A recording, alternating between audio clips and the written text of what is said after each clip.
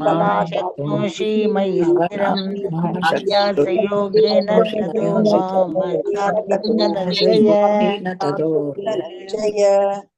अथ चित्तं समादातुं चित्तं ब्रेन माइंड अथ चित्तं समादातुं ना सोप्नसी ना कांक्ष ना मयि ஸ்திரமா அதாவது ஸ்திரமானா திருடமா பண்ண முடியும்மா பண்ண முடியலன்னா நான் ஷாக்னோசி பண்ண முடியலன்னா என்ன பண்ணணும் அத்த சித்தம் சமாதாத்தும் நான் ஷாக்னோசி மயி ஸ்திரம் முடியல சோ அபியாச யோகேன ததா மாமிச்சாப்தும் தனஞ்சய அபியாச யோகேனா பிரின்சிபல்ஸ் ஆஃப் டிவோஷனல் சர்வீஸ் எத்தனை இருக்கு 9 இருக்கு மாதாஜி.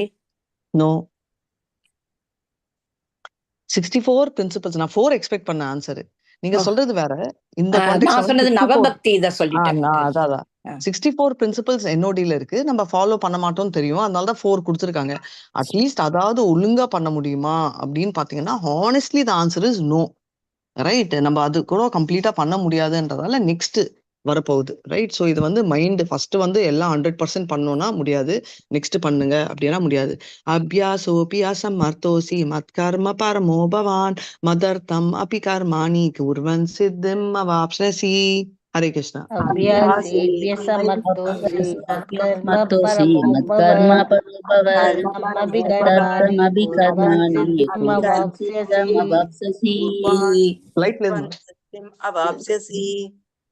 ஸோ பேசிக்லி அதுவும் பண்ண முடியலன்னா அபியாசனா அந்த பிரின்சிபல்ஸ் ஃபாலோ பண்ண முடியலன்னா நான் 4 இல்லை நான் 64. ரைட். மத் கர்ம பரமோபதை எனக்கோசரம் கர்மத்தை பண்ணு. Do all activities for me. Right. மதர்த்தம் அப்பி கர்மானி குர்வன் சித்தம் டோன்ட் வரி. என்கிட்ட வந்துடுவேன். அவாப்சியனா என்கிட்ட நீ வந்துடுவ. You will achieve. 1 2 3 3 ஸ்லோகம் பார்த்தோம் இல்லையா.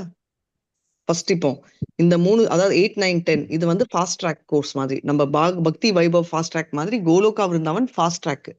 கிளியரா ஷூரா போயிடுவோம் இம்மீடியட்டா. இந்த பர்த் நெக்ஸ்ட் இந்த பர்த் கன்ஃபார்ம்டு கோயிங். ஓகே. இந்த 3 பண்ணா இந்த 3ம் பண்ண முடியாது அப்படின்னா நெக்ஸ்ட் ஸ்லோ ட்ராக் வரும். அதாவது ரெகுலர் ட்ராக். அதுதான் நெக்ஸ்ட் வரப்போகுது. ஓகே. ஸோ இது விடுங்க. இந்த ரெகுலர் ட்ராக் அப்புறம் போலாம். இதோட நெக்ஸ்ட் வந்து நம்ம 11th ஸ்லோகா போங்க மாதாஜி. 11th சாரி அது அது என்ன மாதாஜி? அத்வேஷா சர்வபூதானம். அது என்ன நம்பர் ஞாபகம் இல்லை. 14 நினைக்கிறேன்.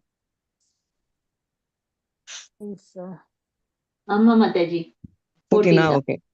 சோ இந்த நெக்ஸ்ட் 3 வந்து ஒரே ஒரு லைன்ல சொல்லணும்னா I will do karma and give that karma to him. ஞானா பண்ணுவேன். ஞானமும் முடியலன்னா தியானா. ஸோ பேசிக்லி இந்த 3ஐயும் பண்ணுவேன் அப்படின்னு சொல்றாங்க. இதெல்லாம் ஓகே. இப்போ அதெல்லாம் ஒரு சைட்ல வைங்க. இப்போ எனக்கு எப்படிதான் உன்னை இம்ப்ரெஸ் பண்றதுன்னு கேட்கிற கேள்விக்கு ஆன்சர் இங்க வருது. தானிஷ் மேம் வந்துட்டாங்களா? வந்துட்டீங்க. Okay ma'am. இது வந்து நம்ம நாளைக்கு பார்க்கலாம். Hare Krishna ma'am. I make a move ma'am. Hare Krishna ma'am. Hare Krishna 10 o'clock ma'am 10 o'clock வரலான்னு ட்ரை பண்றேன். ஆனா டவுட்ஃபுல். கரண்டே இல்ல. எப்போ வேணா போன் சுவிச் ஆஃப் ஆயிடும் கம்ப்ளீட்டா. வந்துச்சுன்னா வருவேன். இல்லன்னா டவுட்ஃபுல் மேம். சரி okay fine. Right. Thank you ma'am. Hare Krishna. Hare Krishna Mataji. பிரணாம் Mataji. Thank you Mataji. Krishna Mataji. Thank you Mataji. Hare Krishna Mataji. பிரணாம் மாதாஜி. ஹரே கிருஷ்ணா எவ்ரிவன். हरे कृष्णा माता जी. हरे कृष्णा மாதாஜி. பிரணாம் மாதாஜி. हरे कृष्णा प्रणाम माता जी. மாதாஜி இன்னைக்கு நம்ம இதுல வந்து அந்தாக்ஷரி இருக்குது இல்ல மாதாஜி. ஸ்லோகா அது நம்ம குரூப்ல எப்படி மாதாஜி? ஹரே கிருஷ்ணா மாதாஜி. இங்க இந்த சாட்டர்டே ஆமா கௌரவ மாதாஜி 6 to 7 அது குரூப் வைஸ் அந்தந்த லாங்குவேஜுக்கு இருக்குது இல்ல மாதாஜி. அதாவது நம்ம வந்து பகவத்கீதை பாகவதம் தாரணி மாதாஜி தான் இப்ப அதை பண்றாங்க. அவங்களதான் நீங்க பிடிக்கணும். ஓகே. ஜஸ்ட் கேக்குறேன் நம்ம இதுல அப்படி இருக்கா பண்ணணும் மாதாஜி. ஆனா அவங்க ஏதோ டிராமா பண்றதுக்காக வந்து பண்ணிட்டு இருக்கேன்னு இருந்தாங்க. அது என்ன பண்றாங்கன்னு தெரியல. ஓகே மாதாஜி. நீங்க பண்ணுங்க. நீங்க you take the initiative and then to that. இல்ல நிஜமாவே யூ டேக் தி மோர் அந்த அதிகம் வெளியே இருக்கிற மாதாஜி. இவங்க விஜயகுமாரி மாதாஜி எல்லா இதுலயுமே வந்து நீங்க மெசேஜ் போட்டுருங்க. வேணா இங்க யூ ஹேவ் தட். ஆனா நம்மளுடைய லிங்க்ல தான் நம்ம பண்ணிக்கணும். ஓகே. ஐ திங்க் இவங்க மல்லிகா மாதாஜி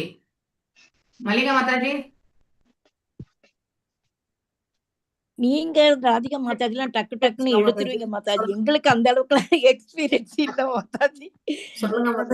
ஜாயின் பண்ணிட்டு மாதாஜி நீங்க எப்படி மத்தியானமா அந்த 12 to 1 வந்து எடுக்கிறீங்க இல்லையா ரீடிங், அது அப்படியே நீங்க கண்டினியூ பண்ணி ஒரு அந்தாக்ஷரி பண்ணி விட்டுருங்க. சரிங்களா? ஈவினிங் 6 மணிக்கு பண்றது நீங்க இதுலயே பண்ணுங்க. சரிங்களா? அவங்கவுங்க லிங்க்ல தான் பண்ணணும். நம்ம தமிழ்லனா தமிழ் லிங்க்ல தான் பண்ணணும். அந்த மாதிரி தான்.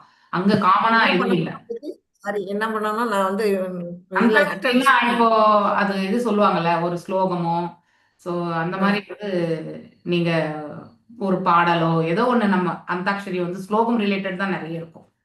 அந்த முடியிற லெட்டர் வந்து எழுத்துல இருந்து ஃபர்ஸ்ட் ஒரு எடுக்கணும். தொடங்கணும் ஒரு ஸ்லோகம் அது அந்த மாதிரி. அது தெரியுது. அது வந்து பகவத்கீதை ஸ்லோகங்கள் எடுத்துக்கிறதா? எடுத்துக்கோங்க. மாதாஜி இதெல்லாம் எடுத்துக்கலாம் மாதாஜி. பகவத்கீதை எடுத்துக்கலாம், பாகவதம் எடுத்துக்கலாம், ஈஷா உபநிஷம், இந்த எது எல்லா வேணா எடுத்துக்கலாம். என்னென்ன கனெக்டோட நம்ம புக்குல அதுல இருந்து ஃபர்ஸ்ட் லெட்டர், அதாவது அவங்க முடிக்கிற லாஸ்ட் லெட்டர் நம்ம ஃபர்ஸ்ட் லெட்டர் தொடங்கி பாடணும். இப்ப அவங்க ஸ்டார்ட் பண்றாங்கன்னா அதனுடைய அது லாஸ்ட் ரைட்டு தான். தெரிஞ்சு போயிடல, அதுக்குள்ள நீங்க பார்த்து வச்சுட்டு நீங்க சொல்லலாம். அந்தாதி புக்கெல்லாம் பக்கத்துல வச்சுக்கணும் மாதாஜி. இல்ல எத்தனை பேருக்கு அது பிராக்டிஸ்ல இருக்கும் மாதாஜி? அதையும் ட்ரை பார்க்கணும். பண்ணுங்க மாதாஜி. பகவான் என்னன்றது எல்லாம் அது ஒரு என்டர்டைன்மெண்ட் தானே இல்லையா? பக்தி என்டர்டைன்மெண்ட். சைத்தன்ய சரிதாமிரதம் அந்த 1 ஹவருக்கே அது வந்து டைம் பத்த மாட்டேங்குது. நிறைய ஒரு சாப்டர், பெரிய சாப்டர் மாதாஜி. பாதி தான் படிக்கிறோம், விட்டுடுறோம் அதோட. மிச்சம் அவங்கள வந்து அது அம்மா அவங்கள ஃப்ரீயா படிச்சு சொல்லுங்க. அதான் சொல்லிடுறேன், வீட்டுல போய் படிச்சுங்கன்னு சொல்லிடுறது. அதாவது அந்தாக்ஷரி பண்ணுங்க 1ல இருந்து 2க்கு வேணும்னா. மாதாஜி நீங்களும் ராதியா மாதாஜி வாங்க மாதாஜி. அப்ப எங்களுக்கு ஒரு பூஸ்டா இருக்கும் மாதாஜி. எனக்கு இப்போ நிறைய வேலை இருக்கு. டு பி ஃப்ராங்க் வரக்கூடாது. எங்களுக்குலாம் அந்த அளவு பத்தாது. நீங்க ஆரம்பிச்சீங்கன்னா நான் ஆக்சுவலி இந்த சேலஞ்சிலேயே கலந்துக்க முடியாத ஒரு சுச்சுவேஷன்ல இருக்கேன். ஏன்னா இப்போ யாத்திரை இதெல்லாமே அரேஞ்ச் பண்ணணும்ல. மோகன்தாஸ் பிரபுஜி வந்து பாவம் அவரால அந்த சேவை வந்து சேதுலட்சுமி மாதாஜி, நீங்க வந்து இந்த 11 to 12 ஸ்லோகா இது பண்றீங்களே, அந்த கிளாஸ்ல வந்து செஞ்சு செய்யலாம். இன்னைக்கு இல்ல மாதாஜி, அந்த கிளாஸ் இன்னைக்கு கிடையாது மாதாஜி. இல்ல மாதாஜி, அத குரூப்ல போட சொன்னீங்கன்னா போடுவாங்க. போட்டு நீங்க எல்லாரும் நீங்க பத்மா மாதாஜி கிட்ட சொல்லிடுறீங்களா? அவங்கதான் இது பண்றாங்க. நம்ம இதே லிங்க் தான், இந்த லிங்க் தான். நான் சொல்லிடுறேன். சரிங்க. பட் எல்லாரும் இன்ட்ரெஸ்ட் கேட்டுக்கோங்க, அவ்வளவுதான். அது எல்லாரும் கலந்துக்கோங்க. மாதாஜி கலந்துட்டு ஒண்ணும் தெரியாம முடிச்சு அதுவும் நல்லா இருக்காது மாதாஜி. சொல்ல போறீங்க. இந்த வாட்டி கேட்போம் மாதாஜி, இல்லாட்டி இந்த வாட்டி பாப்போம். யாராவது ஒரு ஸ்லோகம் ஸ்டார்ட் பண்றாங்கனாக்கா அவங்க சொல்லணும் இந்த ஸ்லோகம் நம்பர் சொல்லிட்டாங்கனாக்கா அதுக்கு அந்த ஸ்லோகத்தினுடைய எண்ட்ல இன்னொரு ஸ்லோகம் ஏதாவது நம்ம சர்ச் பண்ணி சொல்லிக்கலாம். அதுல எக்ஸ்பர்ட் மல்லிகா மாதாஜி இருக்காங்க, புஷ்பா மாதாஜி, பிரேமா மாதாஜி, பத்மா மாதாஜி, நிறைய பேர் இருக்காங்க மாதாஜி. மாதாஜி என்னால ஃபுல் டைம் உட்கார முடியாது. நான் சாரி, என்ன வந்து எல்லாத்துலயும் இழுக்காதீங்க தயவு செஞ்சு. இல்ல நான் ஜஸ்ட் உங்க நேம சொன்னேன், நீங்க எல்லாம் டக்குன்னு ஆரம்பிப்பீங்க அப்படிங்கறதுக்காக சொன்னேன் மாதாஜி. பாக்குறேன், நான் ட்ரை பண்றேன். எனக்கு சேம் நானும் அதேதான். நாளைக்கு ஊருக்கு கிளம்புறேன், எனக்கும் கொஞ்சம் வேலைகள் இருக்குது. நாளைக்கு கிளம்புறேன். நாளைக்கு கூட பண்ணுங்க. இன்னைக்கே பண்ணணும்னு தெரியல. இன்னைக்கு தானே மாதாஜி அந்த காம்படிஷன் மாதாஜி? அது அவங்கவங்க லாங்குவேஜ்ல அவங்கவங்க தானே மாதாஜி பண்ணி. ஓ அப்படியா மாதாஜி? சரி. நான் நினைச்சேன் எல்லாரோட கம்பைன்ட் பண்ணி அந்த மாதிரி நினைச்சேன் மாதாஜி. எல்லா லாங்குவேஜும் ஒரு நான் பாத்துட்டு போறேன். எல்லா லாங்குவேஜ்னா நீங்க உங்களுக்கு okay you are able to tell ஸ்லோகானாக்கா நீங்க கலந்துக்கலாம் போயிட்டு. எல்லா லாங்குவேஜ் அன்னைக்கு வந்திருக்கு. இந்த இது எல்லாம் நித்யானந்த மெசேஜ் பண்ணி செக் பண்றேன். ஏன்னா ஃபர்ஸ்ட் இன்ஸ்ட்ரக்ஷன் என்னன்னாக்கா அவங்கவங்க லாங்குவேஜ்ல பண்ணிக்கணும்னு தான் சொல்லிருக்காங்க. அதனால எனக்கு அதை நான் செக் பண்ணிட்டு தான் நான் சொல்றேன். சரிங்க மாதாஜி. ஹரே கிருஷ்ணா. கீர்த்தன் போட்டிருந்தாங்க மாதாஜி, கீர்த்தன் போட்டிருந்தாங்க. ஆனா தமிழ்ல வந்து நமக்கு கீர்த்தன் யாரும் கொடுக்கல, டிராமா தான் போட்டிருந்தாங்க. அதனால teachers also are there, they should also in it. எல்லாமே நானே பார்த்து பார்த்து போடணும்னா ரொம்ப கஷ்டம் இல்லையா? சோ யாராவது நோட்டீஸ் வந்து நான் கொடுக்கணும்னு விருப்பப்பட்டா அவங்க என்கிட்ட சொல்லியிருந்தா கூட நான் போட்டிருப்பேன். No one, even teachers are also there. Okay. Hare Krishna Mataji, அன்னைக்கு நான் நிதாய் கௌரவத்துல நான் கீர்த்தன் பாடினேன் மாதாஜி. பண்ணினீங்களா? சால் போறோம். நம்ம தமிழ் டிவோட்ல இருந்து ஒருத்தர் ரெப்ரசன்ட் பண்ணா கூட fun. அவ்வளவுதான். ஜெய ராத மாதவ குஞ்ச பிஹாரி, ஜெய ராதா மாதவ குஞ்ச பிஹாரி, ஜெய ராத மாதவ குஞ்ச பிஹாரி, ஜெய ராதா மாதவ பிஹாரி, கோபி ஜன வல்லபா கிரிவரதாரி, ஜெய கோபி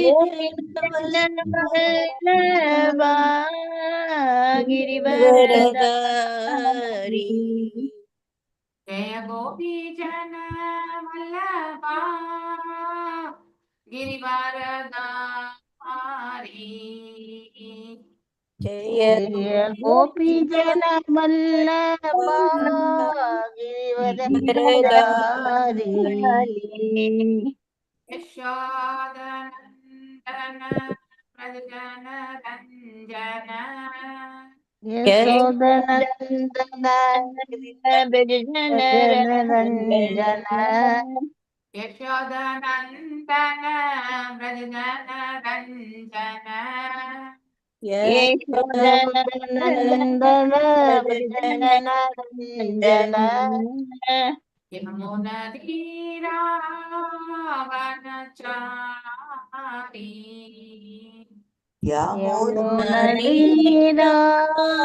यमुनधीरावनचारी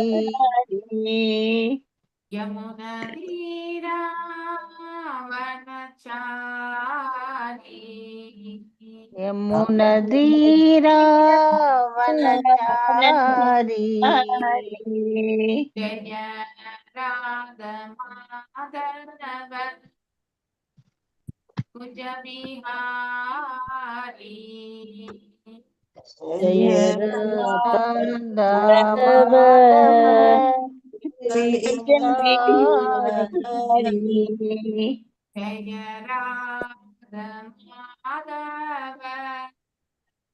कुज बिहारी जय राधा माधव जय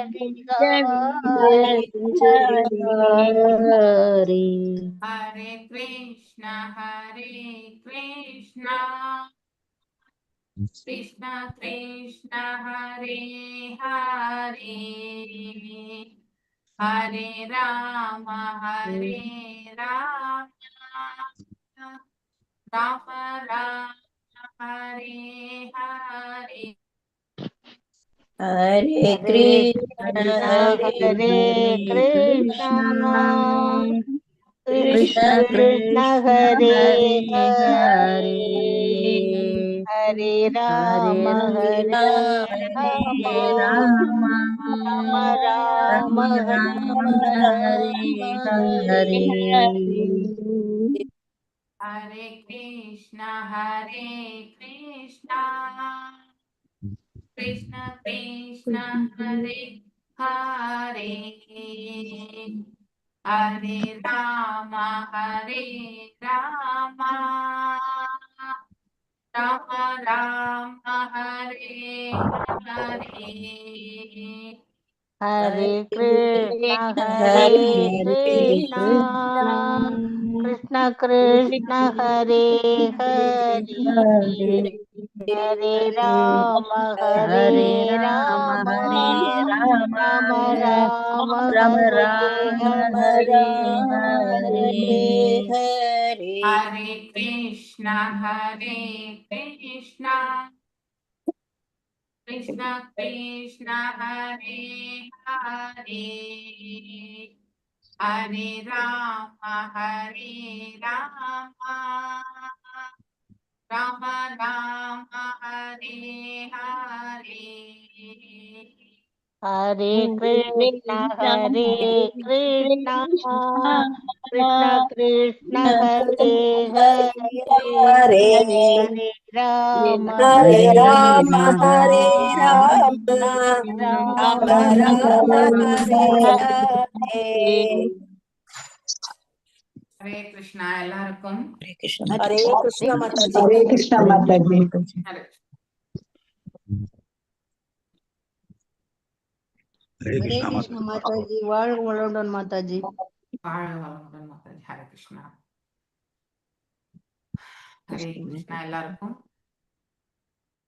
இன்னைக்கு எல்லாரையும் 30 மாதாஜி எல்லாரையும் மியூட் பண்ணிட்டேன். ஸோ யார் வாசிக்கணும்னு கை வைத்துறவங்களை மட்டும்தான் நீங்க வாசிக்கும் போது மட்டும் மியூட் பண்ணுங்க, அன்மியூட் பண்ணுங்க. ஸோ மிச்ச டைம்ல நீங்க எல்லாம் மியூட்லயே இருங்க. ஓகே, ஹரே கிருஷ்ணா.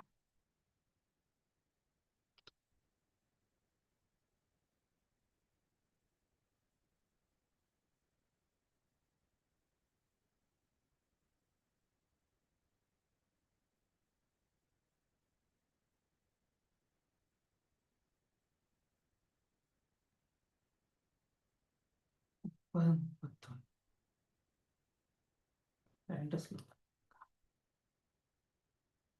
இங்க 2 ஸ்லோகம் தான் சாப்டர்ல முடிக்கிறது.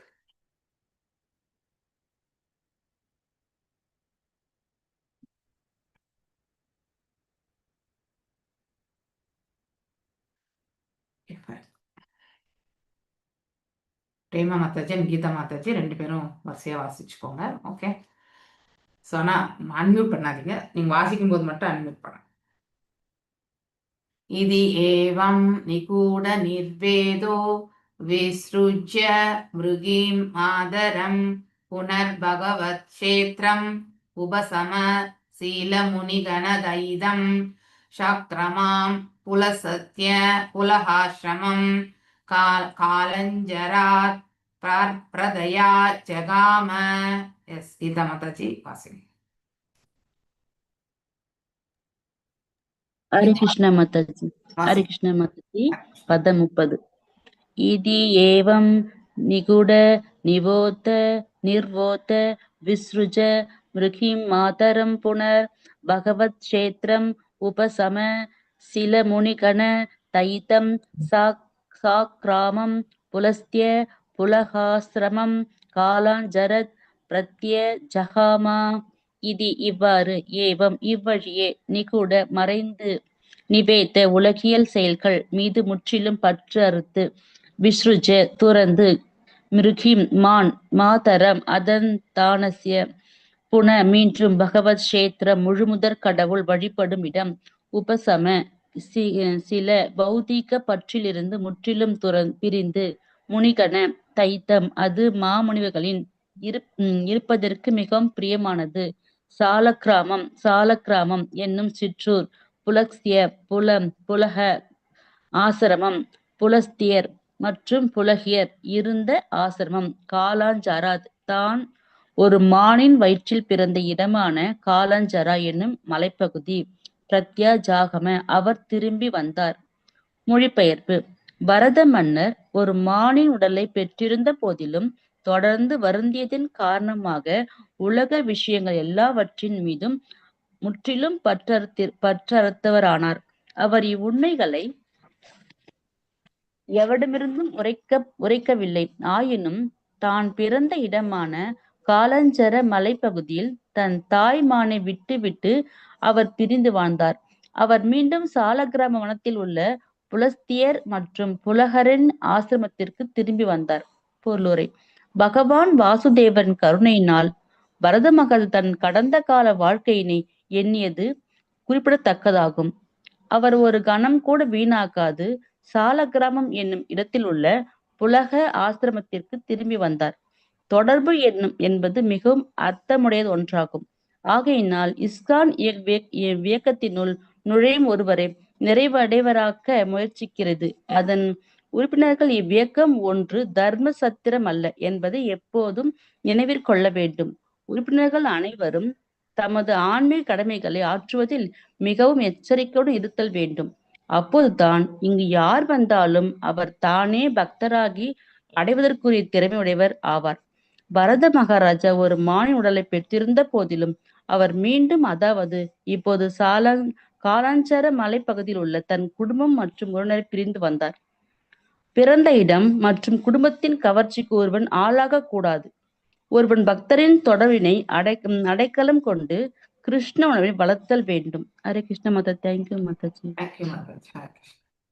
தஸ்மின் அபிகாலம் பிரதீக்ஷமான சங்காஷ புருஷம் உத்விக்ன ஆத்மசஹார சுக்ஷக பிரண திருண வீரூட வர்த்தமானோ மிருகத்வ நிமித்தாவசனாம் ஏவ கனயன் மிருகசரீரம் தீர்த்தோக கிளின்னம் உத்சர்ஜ. எஸ் வாசிங்க மாதாஜி. பத்மா பிரேமா மாதாஜி. தஸ்மின் அபிகாலம் பிரதீக்ஷமான சங்காச்ச ப்ருசம் உதவிக்ன ஆத்ம சகசர சூஷ்க வர்ண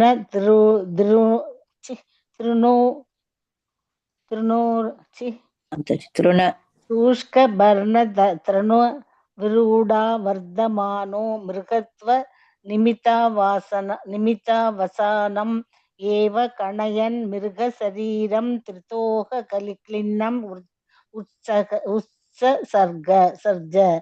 தஸ்மின் அபி அந்த ஆசிரமத்தில் புலக ஆசிரமம் கலம் மான் உடலின் இறுதி காலம் வரை கிரீடீஷமான எப்போதும் காத்திருந்து சங்காத் தொடர்பிலிருந்து மேலும் பிரிசம் தொடர்ந்து உதவின் முழு ஆர்வத்துடன் ஆத்ம சகரச பரமாத்மாவை மட்டுமே நித்திய துணையாக கொண்டு ஒருவரும் தான் வழியே இருப்பதாக எண்ணக்கூடாது. சூஷ்க பர்ண தருண விரூத காய்ந்த இலை தழைகளை தின்று வர்த்தமான வாழ்ந்து மிருகத்துவ நிமித்த மானுடைய உடலின் காரணமாக அவசாசனம் முடிவில் ஏவ மட்டும் கணையன் கருதி மிருக சரீரம் மானின் உடல் தீர்த்த உதக கிளின்னம் அப்புனித இடத்தில் நதியில் நீராடி உத்சர்ஜ துறந்தார். மொழிபெயர்ப்பு. பரத மன்னர் மீண்டும் ஒரு மோசமான உறவிற்கு பலியாகிவிடக் கூடாது என்பதில் மிகவும் எச்சரிக்கையுடன் வாழ்ந்து வந்தார். தனது கடந்த காலத்தை பற்றிய யாரிடமும் கூறாது காய்ந்த இலை தழைகளை தின்று அவர் அந்த ஆசிரமத்தில் வசித்து வந்தார். அவர் ஒன்றும் அங்கே தனியாக இல்லை. அவர் பரமாத்மாவின் துணையை பெற்றிருந்தார். இவ்வாறாக அவர் மானின் உடலில் தனது மரணத்திற்காக காத்திருந்தார். அப்புனித இடத்தில் நீராடி இறுதியில் அவர் உடலை துறந்தார். பொருளுரை. புனித இடங்களான பிருந்தாவனம், ஹரித்வார், பிரயாகை, ஜெகநாதபுரி போன்றவை பக்தி தொண்டு செய்வதற்கான சிறந்த இடங்களாகும். வீடு பேறு பெற்று வைகுண்ட லோகத்தில் முழுமுதற் கடவுளை அடைய விரும்பும் பகவான் கிருஷ்ணரின் பக்தர்களான வைணவர்களுக்கு புனித தலமாகவும் மேன்மை மிக்க இடமாகவும் விளங்குவது பிருந்தாவனமாகும். பிருந்தாவனத்தில் உள்ள பல பக்தர்கள் தொடர்ந்து யமுனை ஆற்றில் குளிக்கின்றனர். அந்நதி உலகின் அனைத்து அழுக்குகளையும் நீக்கி தூய்மை செய்கின்றது. பரமபுருஷ பகவானின் புனித நாமங்களையும் லீலைகளையும் ஒருவன் தொடர்ந்து கேட்பதனாலும் ஓதுவதனாலும் அவன் நிச்சயம் தூய்மை அடைவதோடு விடுதலை பெறுவதற்குரிய தகுதியான உறுப்பினனும் ஆகிறான். ஆயினும் ஒருவன் வேண்டுமென்றே புலனுகர்ச்சிக்கு பலியானான் என்றால் அவன் பரத மன்னனைப் போல குறைந்தது ஒரு பிறவி காலம் தண்டிக்கப்படுவான். இவ்வாறு ஸ்ரீமத் பாகவதம் 5ஆம் காண்டம் 8வது அத்தியாயத்திற்கான பரத மகாராஜனின் குணநலன் பற்றிய விளக்கம் என்னும் பகுதிக்கு பக்தி வேதாந்தரின் பொருளுரை இத்துடன் நிறைவு பெறுகிறது. ஹரே கிருஷ்ணா. ஹரே கிருஷ்ணா. ஹரே கிருஷ்ணா மாதாஜி. தேங்க்யூ. ஓம் அஜ்ஞானதிமிராந்தஸ்ய ஞானாஞ்சனய ஷலாக்கய சக்ஷுருன்மிலிதம் येन तस्मै श्रीगुरवे नमः. श्रीचैतन्यमनोभीष्टं स्थापितं येन भूतले स्वयं रूपा गदामह्यं ददाति स्वापदण्डिकं. हे कृष्णा करुणा सिन्धु दीनबन्धु जगत्पते गोपेश गोपिकान्त राधकान्त नमस्तुते. तप्त काञ्चन गौराङ्गे राधे वृन्दावनेश्वरी ऋषभानुसुते देवे प्रणमामि हरिप्रिये. वाञ्छकल्पतरुभ्यश्च कृपा सिन्धुभ्येव च पतितानां पावनेभ्यो वैष्णवेभ्यो नमो नमः. जय श्री कृष्ण चैतन्य प्रभु नित्यानंद श्रीवासादि गौर भक्तवृंद. हरे कृष्णा कृष्ण कृष्ण हरे हरे हरे राम राम राम हरे हरे. मूगं करोति वाचालं भङ्गुं लङ्घयते गिरिं यत्कृपातम् अहं वन्दे परमानन्दमाधवं ஸ்ரீகிருஷ்ண சைத்தன்ய ஈஸ்வரம். ஓகே, நாம் இந்த 2 ஸ்லோகத்தை முடிச்சோம்னா இந்த அத்தியாயம் முடியுது அப்படின்னா. ஓகே, இது ஏவம் நிகூட நிர்வேதோ விஸ்ருஜ்ய மிருகி மாதரம் புனர்பகவத் சேத்திரம் உபசம சீலா முனிகணதைதம் சாக்ரமாம் புலஸ்திய புலஹாஸ்ரமம் காலஞ்சாராத் ஜராத் பிரதயா ஜகாம. பரத மன்னர் ஒரு மானின் உடலை பெற்றிருந்த போதிலும் தொடர்ந்து வருந்தியதின் காரணமாக உலக விஷயங்கள் எல்லாவற்றின் மீதும் முற்றிலும் பற்றறுத்தவரானார். ஸோ அவருடைய அதாவது பகவானுடைய கிருபையால் அப்படிங்கிறத வந்து நாம் முன்னாடியே படிச்சிருக்கோம். ஸோ நாம் எல்லாரும் கூட வந்து பக்தி கொள்ளும் பொழுது பகவான் மீது வந்து பூரணமான அந்த அன்பு கொண்டு நாம் கொள்ளும் பொழுது ஆட்டோமேட்டிக்லி அந்த பக்தி பாவம் என்பது நிலை பெறுகிறது. ஆனா சிறிய தவறு இழைப்பதால் மீண்டும் நாம் இந்த உலகத்திற்கு வர வேண்டிய ஒரு கட்டாயத்திற்கு தள்ளப்பட்டோம் என்றாலும் அது பகவானுடைய கருணையால நம்முடைய முந்தைய ஜென்ம செயல்களை நமக்கு நினைவு கூறுவதற்கான வாய்ப்பும் கிடைக்கிறது என்பது இங்கே பரத மகாராஜாவுடைய முந்தைய வாழ்க்கை வரலாறு. இப்பொழுது மானின் ரூபத்துல அவர் செய்த தவறு என்ன எல்லாவற்றையுமே அவர் வந்து உணர ஆரம்பிக்கிறார். ஸோ அந்த ஒரு உணர்ந்தலால மீண்டும் வந்து இந்த பௌதிக விஷயங்கள்ல வந்து தான் ஈடுபடக்கூடாது என்பதற்காக அவர் தோன்றிய இடம் ஒன்றாக இருந்தாலும் அந்த இடத்தை விட்டு வந்து இங்க புலக ஆசிரமத்துக்கிட்ட வந்து அவர் வந்து யாரோடையுமே இல்லாம தனித்து நின்று அவர் வந்து இருக்கிறார். ஸோ இல்லையா அவர் ஜீவிக்கிறார். ஸோ அப்பொழுது அவர் பக்குவம் அடைகின்றார். அந்த இடத்துலயே அவர் வந்து மானின் ரூபத்தில் இருந்தாலும் உள்ளுக்குள்ள அவருடைய செயல்கள் எல்லாமே அவருக்கு வந்து புரிந்தவனம் வெறுமனே இலைத்தலைகளை, அதாவது எப்படிப்பட்ட இலைத்தலைகள், ஆக்சுவலி மணந்து போன இலைத்தலைகள் அப்படியெல்லாம் அதையெல்லாம் சாப்பிட்டு அவர் வந்து தன்னுடைய தாய் மானிடம் இருந்தும் அவர் பிரிந்து வந்து விடுகிறார். ஸோ அப்ப என்ன ஆகுனாக்கா அவர் எதுக்காக அந்த மான் ரூபத்துல இருந்தும் அவர் அவ்வாறு யோசிக்கிறார். அந்த மாதிரி இருந்தா மீண்டும் அதே அந்த அட்டாச்மெண்ட் இல்லையா, பௌதிக அட்டாச்மெண்ட் இருந்தா மீண்டும் வந்து வேற என்ன ரூபம்னு தெரியாது. அட்லீஸ்ட் நெக்ஸ்ட் பிறவியாவது கிடைச்சாலும் இந்த மானை விட்டு பிரிந்து செல்லும் பொழுதாவது நமக்கு வந்து மோட்சகதி கிடைக்கும் இல்லையா, இல்லைன்னா ஒரு பிறவி கிடைச்சு நம்ம மோட்சத்துக்கான பாதை கிடைக்கும் அப்படிங்கிறது எல்லாமே அவர் யோசிக்கிறார். ஸோ அதனால்தான் இந்த உலகாயுதத்து மீது இருந்த, அதாவது பரத மகாராஜாவா இருந்தப்போ இந்த பற்றுதல் இப்போ ஃபுல் அண்ட் ஃபுல் என்னாச்சு, ஜீரோ ஆயிடுச்சு. ஸோ இந்த உலகத்தின் மீது இருக்கக்கூடிய பற்றுதல் செயல்கள் விடுத்து இறைவன் மீது அவருடைய பற்றுதலை வந்து ரொம்ப ஸ்ட்ராங்கா யுக்த வைராக்கியமா செயல்படுகிறார். அவர் உண்மைகளை எவரிடம் உரைக்கவும் இல்லை, சொல்ல வேண்டிய அவசியமே கிடையாது. ஆக்சுவலி ஒரு உத்தமமான பக்தரோ இல்லை யாரா இருந்தாலுமே அவங்க வாழ்க்கையில நடக்கக்கூடிய ரியலைசேஷன்ஸ் அப்படின்னா ஆத்மார்த்தமான ரியலைசேஷன்ஸ் வந்து எல்லார்கிட்டையுமே பகிர்ந்துக்க மாட்டாங்க. சில பேருக்கு கண்ணில் தாரதாரியா தண்ணி வரும் இல்லையா, சில பேருக்கு வந்து உடல் நடுக்கம் ஏற்படும். இதையெல்லாம் வந்து யாரிடத்துலையுமே ஒரு உத்தம அதிகாரி வந்து வெளிப்படுத்த மாட்டாங்க. ஓகே, இது இவ்வாறு இருக்கும். ஏன்னா ஒன்று அவருடைய உணர்தலை புரிந்து கொள்வதற்கான ஞானம் கேட்பவர்களுக்கு இருக்காது. அவர் ஏதோ பொய் சொல்றாருன்னு கூட நம்ம நினைக்க ஆரம்பிப்போம் இல்லையா. நாம அவருடைய உணர்வை வந்து புரிந்து கொள்ற அளவுக்கு நமக்கு பக்குவம் இல்லை. அதனால அப்படிப்பட்ட உத்தம பக்தர்களுடைய ரியலைசேஷன்ஸ் வந்து நமக்கு யாருக்குமே தெரியாது. ஆனா அதற்கு இணையான சில வார்த்தைகள் எல்லாமே வந்து அந்த இடத்துல அவங்களுடைய வியாக்கியானங்களிலேயோ அவங்க ப்ரொபோச்சன்லயோ நல்லாவே நம்ம கண்டுபிடிச்சுக்கலாம். அதை கொண்டு நாம வந்து புரிந்து கொள்ள முயற்சி பண்ணணும். ஸோ ஆயினும் இங்கே அந்த மான் எவ்வளவு அதாவது அதனுடைய அதாவது இந்த வாழ்க்கையினுடைய தத்துவம் என்னன்னு புரிஞ்சு தான் என்ன செய்யணும்ன்றத வந்து உணர்ந்து அந்த ஒரு விஷயத்தை தெரிந்த பிறகு அது தன் தாய்மானோடையுமே இருக்காம வந்து பிரிந்து வந்துச்சு. அந்த இடத்த விட்டே வந்தாச்சு இல்லையா. சாலகிராமம் எனக்கூடிய அந்த இடத்துல இருந்து எங்க வந்திருக்கு, ஆக்சுவலி புலக ஆசிரமத்திற்கு வந்துருச்சு. முன்னாடி புலக ஆசிரமம் கிட்ட தான் இருந்தது, அதே இடத்துக்கு வந்து வந்திருக்கு. டெய்லி குடிச்சு இல்லையா, அமைதி காத்து அந்த வளர்ந்து போன இலைத்தலைகளை தின்று மரணத்திற்காக காத்திருந்தது இல்லையா. அப்படின்னா இந்த விடலை எப்ப விடுவோம் அப்படிங்கிறத வந்து எண்ணிக்கொண்டு தன்னுடைய பக்தியை வந்து அது மௌனமாக செய்து கொண்டிருந்தது. ஸோ ஆயினும் தான் இந்த மாதிரி விஷயங்களை உணர்கின்றோம் என்பதை வந்து அது யாரிடத்திலுமே வந்து எடுத்து கூறவில்லை. ஆயினும் தான் பிறந்த இடமான காலஞ்சரா மலைப்பகுதியில் தன் தாய்மானை விட்டுவிட்டு அவர் பிரிந்து வந்தார். அவர் மீண்டும் சாலகிராம வளத்தில் உள்ள புலஸ்தியர் மற்றும் புலகரின் ஆசிரமத்திற்கு திரும்பினார். ஸோ அந்த இடத்துக்கு வந்துடுறார்.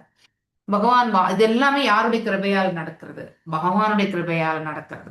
அவருடைய கருணையின்றி நம்ம ஒரு க்ஷணம் கூட எந்த வேலையுமே செய்ய முடியாது. இதை நம்ம முதல்ல புரிஞ்சுக்கணும்.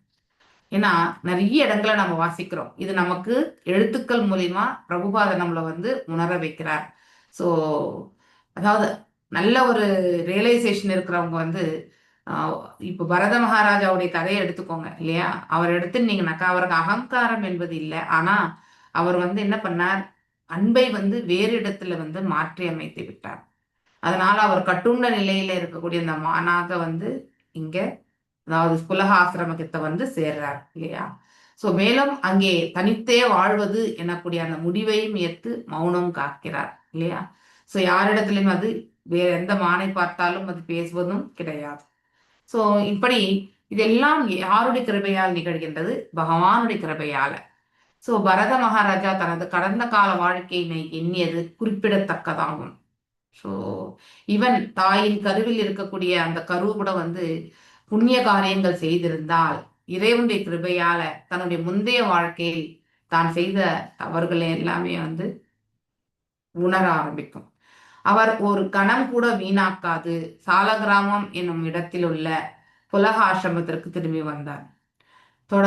தொடர்பு என்பது மிகவும் அர்த்தமுடைய ஒன்றாகும். அதாவது கண்டினியூட்டி, யோகம் இல்லையா.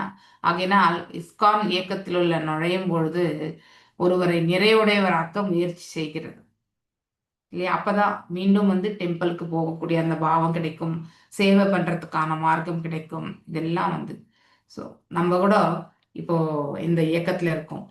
ஸோ இங்கே நம்ம இந்த அசோசியேஷனே வந்து ஒரு சேவை தான். ஓகே. ஸோ கேட்பதற்கும் சொல்வதற்குமே வந்து ஒரு வாய்ப்பை வந்து பகவான் இந்த இஸ்கான் மங்களூர் மூலியமா நமக்கு எல்லாருக்கும் ஏற்படுத்தி கொடுத்துருக்கு. ஸோ அப்படிப்பட்ட அந்த லார்ட்ஷிப்ஸ்க்கு வந்து நாம் என்றைக்குமே வந்து கடன்பட்டவர்கள் தான். ஓகே. இதன் உறுப்பினர்கள் இவ்வியக்கம் ஒன்றும் தர்மச்சத்திரம் கிடையாது. அப்படின்னா போயிட்டு தங்கிட்டு குடிச்சிட்டு கிளம்புறது கிடையாது. அங்கே நீ சென்றால் சேவை செய்ய வேண்டும், அது மட்டும்தான் அங்க விளக்காக அமையப்பெறும். ஸோ அதைத்தான் இந்த இடத்துல சில பிரபுபாதர் ரொம்ப அழகா எடுத்துரைக்கிறார். இதன் உறுப்பினர்கள் இவ்வியக்கம் ஒன்றும் தர்மச்சத்திரம் அல்ல. அதாவது பப்ளிக் விசிட்டிங் போறது வரதுக்கானது கிடையாது. ஓகே. ஃப்ரீயா எப்பொழுதும் நினைவில் கொள்ள வேண்டும். உறுப்பினர்கள் அதாவது ரொம்ப சீரியஸா சேவையில இருக்கிறவங்க மட்டும்தான் அந்த இடத்துல தங்கணும். இல்ல நமக்கு முடியாதுன்னா நம்ம தூரமாக ஒதுங்கி இருப்பது மிக உசிதமான செயல். சாரி. உறுப்பினர்களும் அனைவரும் தமது ஆன்மீக கடமைகளை ஆற்றுவதில் மிகவும் எச்சரிக்கையுடன் இருக்க வேண்டும். எஸ், ஒவ்வொரு காரியத்தையுமே வந்து பக்குவம் கொண்டு ஆற்ற வேண்டும். இதெல்லாம் ஈஸி தானே அப்படின்னு சொல்லிட்டு ஒரு யதார்த்தமான நிலையில இருந்து நம்ம வந்து யோசிக்க கூடாது. முக்கியத்துவம் என்ன, அதனுடைய அந்த மாலையினுடைய முக்கியத்துவம் என்ன, எப்படி செய்யணும், இதெல்லாமே வந்து ஒரு இன்ஸ்ட்ரக்ஷன் கொடுத்துருப்பாங்க. அது பிரகாரம் மட்டும்தான் பண்ணணும். அதுல எந்த டீவியேஷனும் வரக்கூடாது. அப்போதுதான் யார் வந்தாலும் அவர் தானே பக்தராக அடைவதற்குரிய திறனை வந்து அடைவர். ஸோ இப்படி அந்த அந்த தர்மச்சத்திரம் என்று நினைக்காம இஸ்கான் இயக்கத்துல நமக்கு வந்து நம்முடைய ஆன்மீக பாதையை வந்து முன்னேற்றத்துக்கான ஒரு வழி என்று ஏற்றுக்கொண்டு அதுல நாம மேன்மையாக எடுத்து சென்று பற்பல சேவைகள்ல வந்து நம்மளை ஈடுபடுத்தி இல்லையா. ஸோ அவங்களுமே வந்து எஸ், ஸோ இந்த மாதிரி ஆஸ்டரிட்டிஸ் பண்ணக்கூடியவங்க இல்லையா. இதெல்லாமே வந்து முக்கியத்துவம் தெரிஞ்சவங்க. ஸோ இங்க இருந்து அவங்க இறை தொண்டு ஆற்றட்டும் என்ற உணர்வை, இப்போ ஃபார் எக்ஸாம்பிள் நம்ம செல்வம் பிரபு இருக்காரு, அது மாதிரி நிறைய பேர் இருக்காங்க டெம்பிள்ல இல்லையா. Temple life is not easy. It is not at all easy. Okay. அது வந்து ஒரு அக்னி ஜுவாலை மீது நின்று கொண்டிருப்பது போலதான்.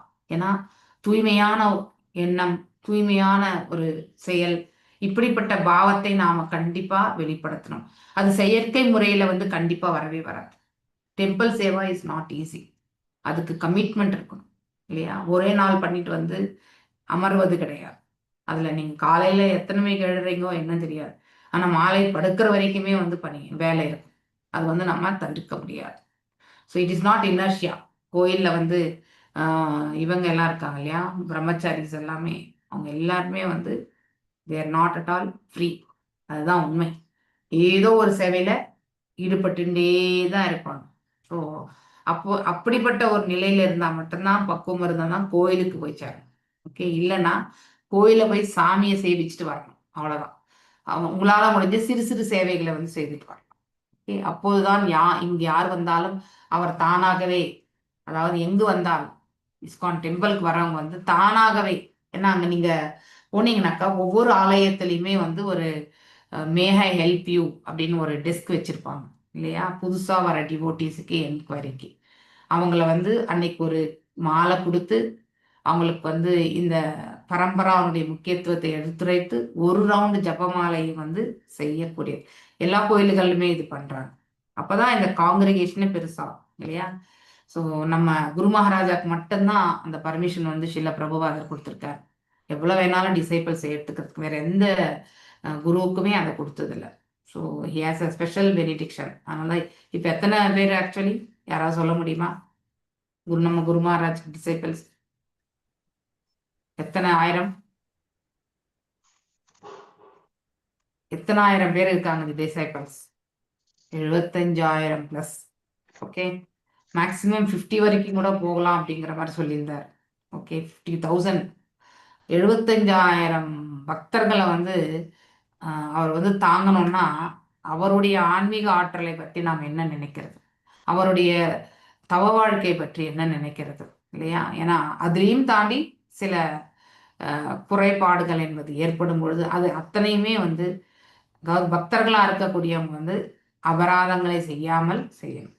ஸோ சில சமயத்தில் சாண்டிங்கே பண்ணுறதில்ல இல்லையா? அந்த மாதிரி தீட்சை எல்லாம் பெற்ற பிறகு அந்த மாதிரி இருக்கக்கூடாது. So you have to do sanding. 4 regulations committed follow பண்ணணும். அதுக்கப்புறம் வந்து இந்த காஃபி, டீ, வெங்காயம், பூண்டு இதெல்லாமே வந்து ஃபுல் 0 பண்ணணும். ஓகே, ஸோ இதெல்லாம் ரொம்ப ரொம்ப முக்கியமானது. அதெல்லாம் தான் நம்முடைய தவ வாழ்க்கை. நாம் எல்லாரும் அந்த தவ வாழ்க்கையினுடைய இது வந்து எங்கே போய் சேர்றது? எல்லாமே குருவினுடைய பாதத்திற்கு போய் சேர்கிறது இல்லையா? ஸோ அதை கொண்டு நமக்கு நன்மைகள் எல்லாம் கிடைக்கும். குரு அருள் புரிவார். ஆனால் அவர் இப்பொழுதைக்கு ஆன சங்கடங்களை வந்து உழண்டு கொண்டிருப்பது இந்த மாதிரியான ஒரு அது கவனக்குறைவான செயல்பாடுகள் தான். அதுதான் முக்கியம். ஸோ ஒருத்தர் வந்து தீட்சை பெற்ற பிறகு நமக்காக இல்லைனாலும் நமக்காக வந்து கேரண்டி கொடுத்துருக்கக்கூடிய குரு மகாராஜுக்கு வந்து எந்த ஒரு கஷ்டத்தையுமே நம்ம கொடுக்கக்கூடாது அப்படிங்கிறத வந்து உறுதியாக இருந்து செயல்படணும். ஸோ அதனால்தான் கோயிலுக்கு இங்கு யார் வந்தாலும் அப்படின்னாக்க கோயிலுக்கு யார் வந்தாலும் அவர் தானே பக்தராகி அடைவதற்குரிய திறன் ஆல்ரெடி இருக்கு உள்ளுக்குள்ள. ஆனால் அதை வந்து நாம வெளிப்படுத்துறது கிடையாது. ஸோ பரத மகாராஜா ஒரு மானின் உடலை பெற்றிருந்த போதிலும் மீண்டும் அவராவது இப்போது காலஞ்சர மலைப்பகுதியில் உள்ள தன் குடும்பம் என்னும் உறவினர்களை பிரிந்து வந்திருந்தார். ஸோ பிறந்த இடம் மற்றும் குடும்ப கவர்ச்சிக்கு ஒருவன் ஆளாகக்கூடாது என்பது அவருடைய, அதாவது மாண்பு அறிவத்தில் இருந்த பரத மகாராஜுடைய வாழ்க்கையே வந்து நமக்கு வந்து ஒரு படிப்பினை. மேலும் ஒருவர் பக்தர்களின் தொடர்பினை அடைக்காலம் கொண்டு கிருஷ்ண உணர்வினை வளர்த்தல் வேண்டும். ஸோ சாது சங்கா இல்லையா? சாது சங்கா சாது சங்கா சாது சங்கா சாது சங்கா சர்வ லவா மாத்திர சாது சங்கா சர்வ சித்தி போய். அது சாது சங்கா சாது சங்கா அதுவும் ஏதோ லவ மாத்திர சாது சங்கா. ஒரு நிமிஷம். லவ மாத்திர சாது சங்கா செகண்ட் லைன். சாது டெய்லி மாதாஜி படிக்க வைக்கிறாங்க இல்லையா? சாது சங்கா சாது சங்கா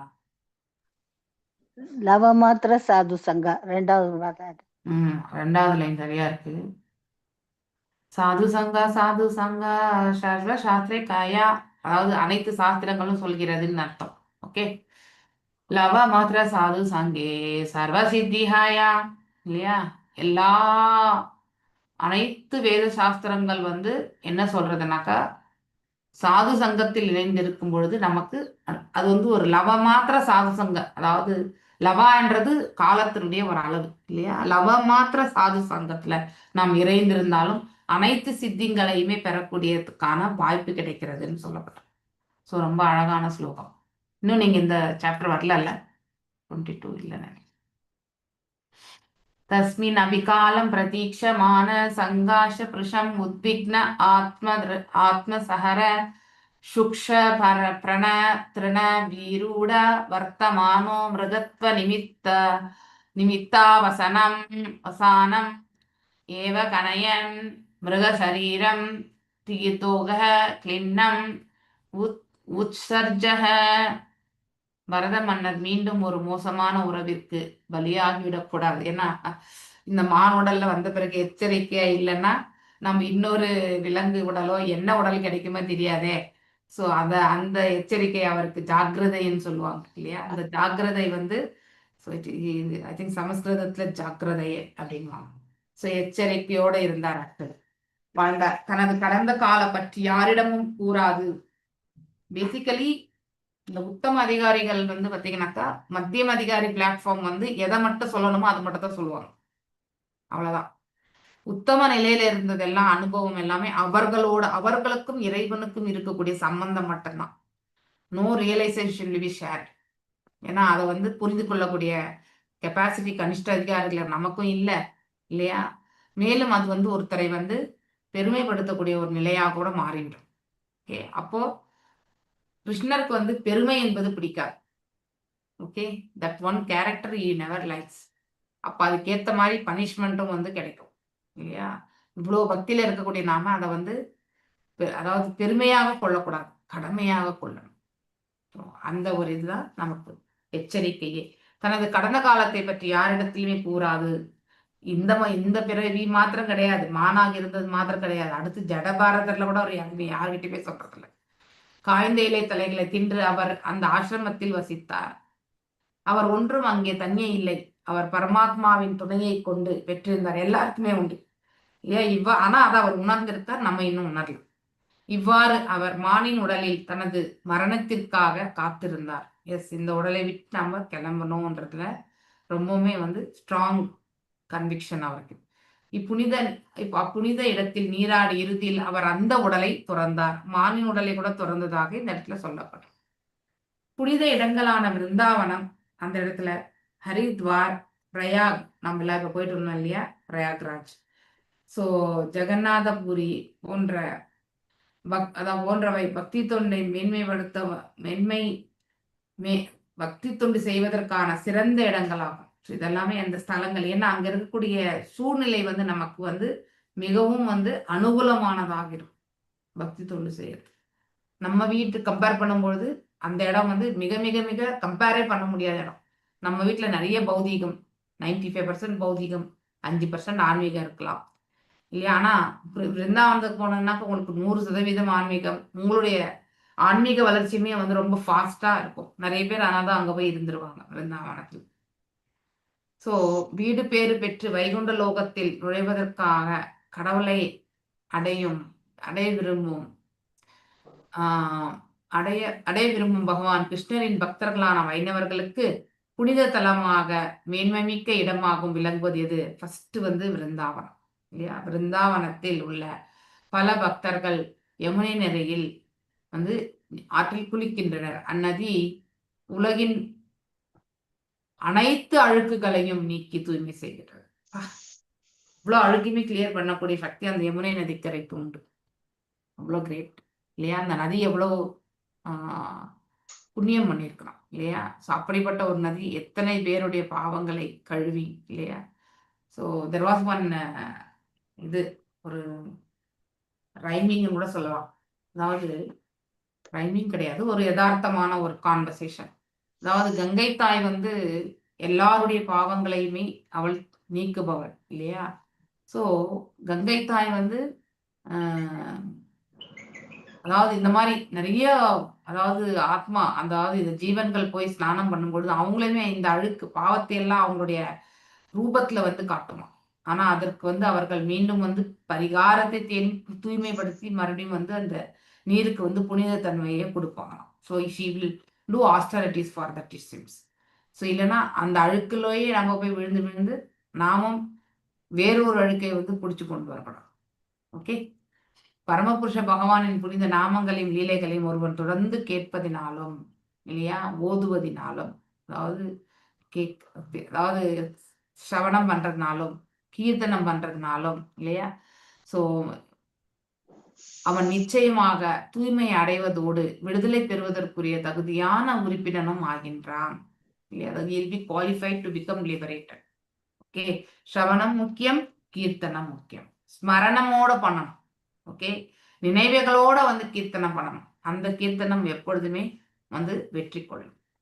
ஆயினும் ஒருவன் வேண்டுமென்றே புலனுகர்ச்சிக்கு பலியானான் என்றால் எப்படி பரத மகாராஜா பலியானாரோ அவன் பரத மன்னனை போல குறைந்தது ஒரு பிறவி காலம் தண்டிக்கப்படுவான். தண்டனை எப்படின்றத நம்ம தெரிஞ்சுக்கணும் இல்லையா? தண்டனை நமக்கு தேவையற்ற ஒரு நிலையில நம்மள வந்து நம்ம வந்து நின்று இல்லையா? இப்போ பாரத மகாராஜா மானின் உடலை ஏற்று அந்த புலகாசிரமத்துல வந்து அதாவது புலாத்தின் இருந்தார் அப்படிங்கிறத வந்து நம்ம படிக்கிறோம். ஆனா அந்த மான் உடல்ல அவர் வந்து தன்னை உணர்ந்த பிறகு இருக்கணும்னா அது ரொம்ப ரொம்ப சங்கடம். ஏன்னா மானை கொண்டு அவர் எந்த ஒரு ஆஸ்டாரிட்டியுமே செய்ய முடியாது இல்லையா? அதனால அந்த ஒரு நிலை வந்து நமக்கு வந்து ஒரு பிறவி காலத்துக்காவது அதுக்குள்ளே நம்ம முடிச்சுக்கணும்னா நாம பக்தி தொண்டுல வந்து திளைத்திருக்க வேண்டும். அது ரொம்ப முக்கியம். இவ்வாறு ஸ்ரீமத் பாகவதம் 5வது காண்டம் 8வது அத்தியாயத்துக்கான பரத மகாராஜாவின் குணநலன் பற்றிய ஒரு விளக்கம் என்னும் பகுதிக்கு பக்தி வினய் வேதாந்தரின் பொருளுரை இத்துடன் நிறைவு பெறுகிறது. ஹரே கிருஷ்ணா கிருஷ்ணா கிருஷ்ணா ஹரே ஹரே, ஹரே ராமா ராம ராமா ஹரே ஹரே. இப்போ நாம 9வது அத்தியாயத்துக்கு போகிறோம். மானுட பிறப்பில் பரதரின் சிறந்த இயல்புகள். இப்ப வந்து ஜடபாரதரா அவதரித்திருப்பார் ஒரு பிராமண குடும்பத்தில். அங்கீரா அப்படிங்கிற அந்த ரிஷியினுடைய குடும்பத்துல பிறக்கிறவர். இந்த அத்தியாயத்தில் பரத மன்னர் ஓர் அந்தணரின் உடல் எய்த பெற்றமை விவரிக்கப்பட்டிருக்கிறது. இந்த உடலில் அவர் ஒரு உணர்ச்சியற்ற செவிட்டு ஊமையாக இருந்தார். காளிதேவியின் முன்பு பலியிடப்படுவதற்காக கொண்டு வரப்பட்ட போது எந்தவித எதிர்ப்பும் காட்டாம இருந்தார். இது எவ்வளவு கிரேட் இல்லையா? சோ காட்டாது இருந்தார். மானின் உடலை விட்டு நீங்கிய பிறகு அவர் ஓர் அந்தணரின் இளைய மனைவிக்கு மகனாக பிறந்தார். பிராமணருக்கு வந்து 2 மனைவிமார்கள். முதல் மனைவிக்கு பிள்ளைகள், 2ஆம் மனைவிக்கு இவர் மட்டும்தான். ஓகே. ஆனா அந்த தாய் வந்து மரணித்து விடுகிறாள். ஸோ முதல் தாயினுடைய பிள்ளைகளோடு தான் இவர் வந்து வாழ்ந்தாகணும்.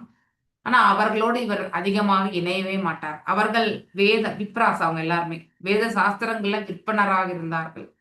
ஸோ அதனால ஜடபாரதருடைய தந்தை வந்து இவரை வந்து நல்ல ஒரு குருகுலத்துல வந்து போடணும் அப்படின்னு நினைச்சப்போ, ஸோ தன்னுடைய மூத்த மைந்தர்களிடத்திலே வந்து தன்னுடைய தம்பியை வந்து தம்பிக்கா தேவையானகள் எல்லாம் பார்க்க வேண்டும் என்று எடுத்துரைத்தார். ஆனாலுமே ஜடபாரதரா இருந்த அவர் வந்து அந்த பௌதிக விப்ரான்னா என்ன, நமக்கு வந்து வேத சாஸ்திரங்கள்ல விற்பனர்.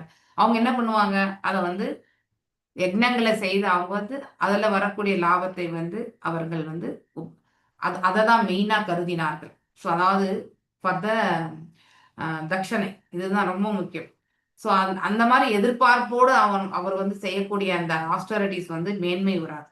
ஸோ அவங்க கண்டிப்பா சொர்க்கலோகத்துக்கு வேணா போக முடியுமே வழியே, ஆனா வைகுண்ட லோகத்திற்கு செல்ல முடியாது. ஸோ இது ஒரு கருத்து. ஆனா ஜடபாரதர் வந்து ஆல்ரெடி விடுதலை அடைந்த ஆத்மா இல்லையா? அதனால வந்து அதாவது இதனுடைய அதாவது இந்த மாதிரி நம்ம வந்து பௌதீகத்துல வந்து நம்ம வேத சாஸ்திரங்களை வந்து உபயோகப்படுத்தினா அதனால மீண்டும் ஒரு கட்டுண்ட உடலை தான் ஏற்கணும் அப்படிங்கிறது வந்து அவர் உணர ஆரம்பிச்ச போது அந்த சாஸ்திரங்கள் சொல்லி கொடுத்தாலும் அதை எதுவுமே புரியாதுன்ற மாதிரி அவர் இருப்பார். அவருக்கு எல்லாமே தெரியும், ஆனாலும் அதை வந்து பெருசா பொருட்படுத்தாம இருந்தார். ஸோ அப்படி அவர் அந்த விப்ராயண ரோலையே அவர் வந்து விருப்பப்படல. வெறும் பகவானுக்கு ஆல்ரெடி அவர் வந்து ஹிருதயத்துல பகவானோட சம்பந்தப்பட்டு எப்பொழுதுமே இறைவனோட வந்து தன்னுடைய பக்தியை வந்து பக்தி பாவத்தையும் பக்தியையுமே வந்து செலுத்திட்டு இருந்தார். ஓகே. ஸோ ஒரு முறை அந்த மாதிரி இருக்கும் பொழுது காளி அந்த பக்கம் வந்த அந்த கொள்ளைக்காரர்கள் என்ன பண்ணுவாங்க, அவரை வந்து காளி தேவியின் முன்னாடி கொண்டு போய் பலியிடணும்னு நினைச்சிட்டு பலியிடுவாங்க. பலியிடுறதுக்காக போகும்போது காளி தேவியே வந்து என்ன பண்ணுவாங்க, வெளியில வந்து அவங்கள அந்த பலியிடுறதுக்காக வந்தவர்களை வந்து கொண்டுடுவாங்க. ஸோ இப்படி காளி தேவியின் முன்பு பலியிடப்படுவதற்காக கொண்டு வரப்பட்ட போது எந்தவித எதிர்ப்புமே அவர் காட்டல. மானின் உடலை விட்டு நீங்கிய பிறகு அவர் ஒரு அந்தணரின் இளைய மனைவிக்கு மகனாக பிறந்தார். இப்பிறப்பிலும் அவரால் தனது முற்பிறப்பு செயல்களை நிறைவு கூற முடியுது. ஏன்னா அது இறைவனுடைய கிருபை. மேலும் அதனால் சமுதாயத்தின் பாதிப்பினை தவிர்ப்பதற்காக ஒரு செவிட்டு ஊமை போல இருந்தார். செவிடன்னா காது கேட்கல, ஊமைன்னா பேச முடியாது இல்லையா? ஸோ அதாவது காது கேட்டாலும் ரெஸ்பாண்ட் பண்ணணும். அதுக்கப்புறம் வந்து சரி ஏதாவது கொஸ்டின் எழுதி காட்டினா கூட அதுக்கு வந்து ரிப்ளை பண்ணணும் இல்லையா? ரெண்டுமே அவர் செய்யக்கூடாது. அதை தவிர்க்கிறதுக்காக இந்த மாதிரி ஒரு நிலையில அவர் வந்து இருக்கிறார். மீண்டும் விழுந்து விடக்கூடாது என்பது மிகவும் கவனமாக இருந்தார். ஸோ அதுக்காக தான் பக்தர் அல்லாத யாருடனும் அவர் கலந்து பழகியதே இல்லை. இது இன்னொரு ஸ்டெப் மேன்மை. இச்செயல்முறை அனைத்தும் பக்தர்களாலும் பின்பற்ற வேண்டியதாகும். இது எல்லாமே மேல சொல்லப்பட்டிருக்கக்கூடிய இந்த கோட்பாடுகள் எல்லாமே வந்து அனைவருமே பாலித்திருக்க வேண்டும். ஓகே. ஸோ மேலும் ஸ்ரீ சைத்தன்ய மகாபிரபு அறிவுரையின்படி அசத்சங்க தியாக ஹே வைஷ்ணவ ஆச்சார இல்லையா? அசத்சங்க தியாக ஹே வைஷ்ணவ ஆச்சார, அதுவுமே வந்து ஒரு ஸ்லோகம் தான்.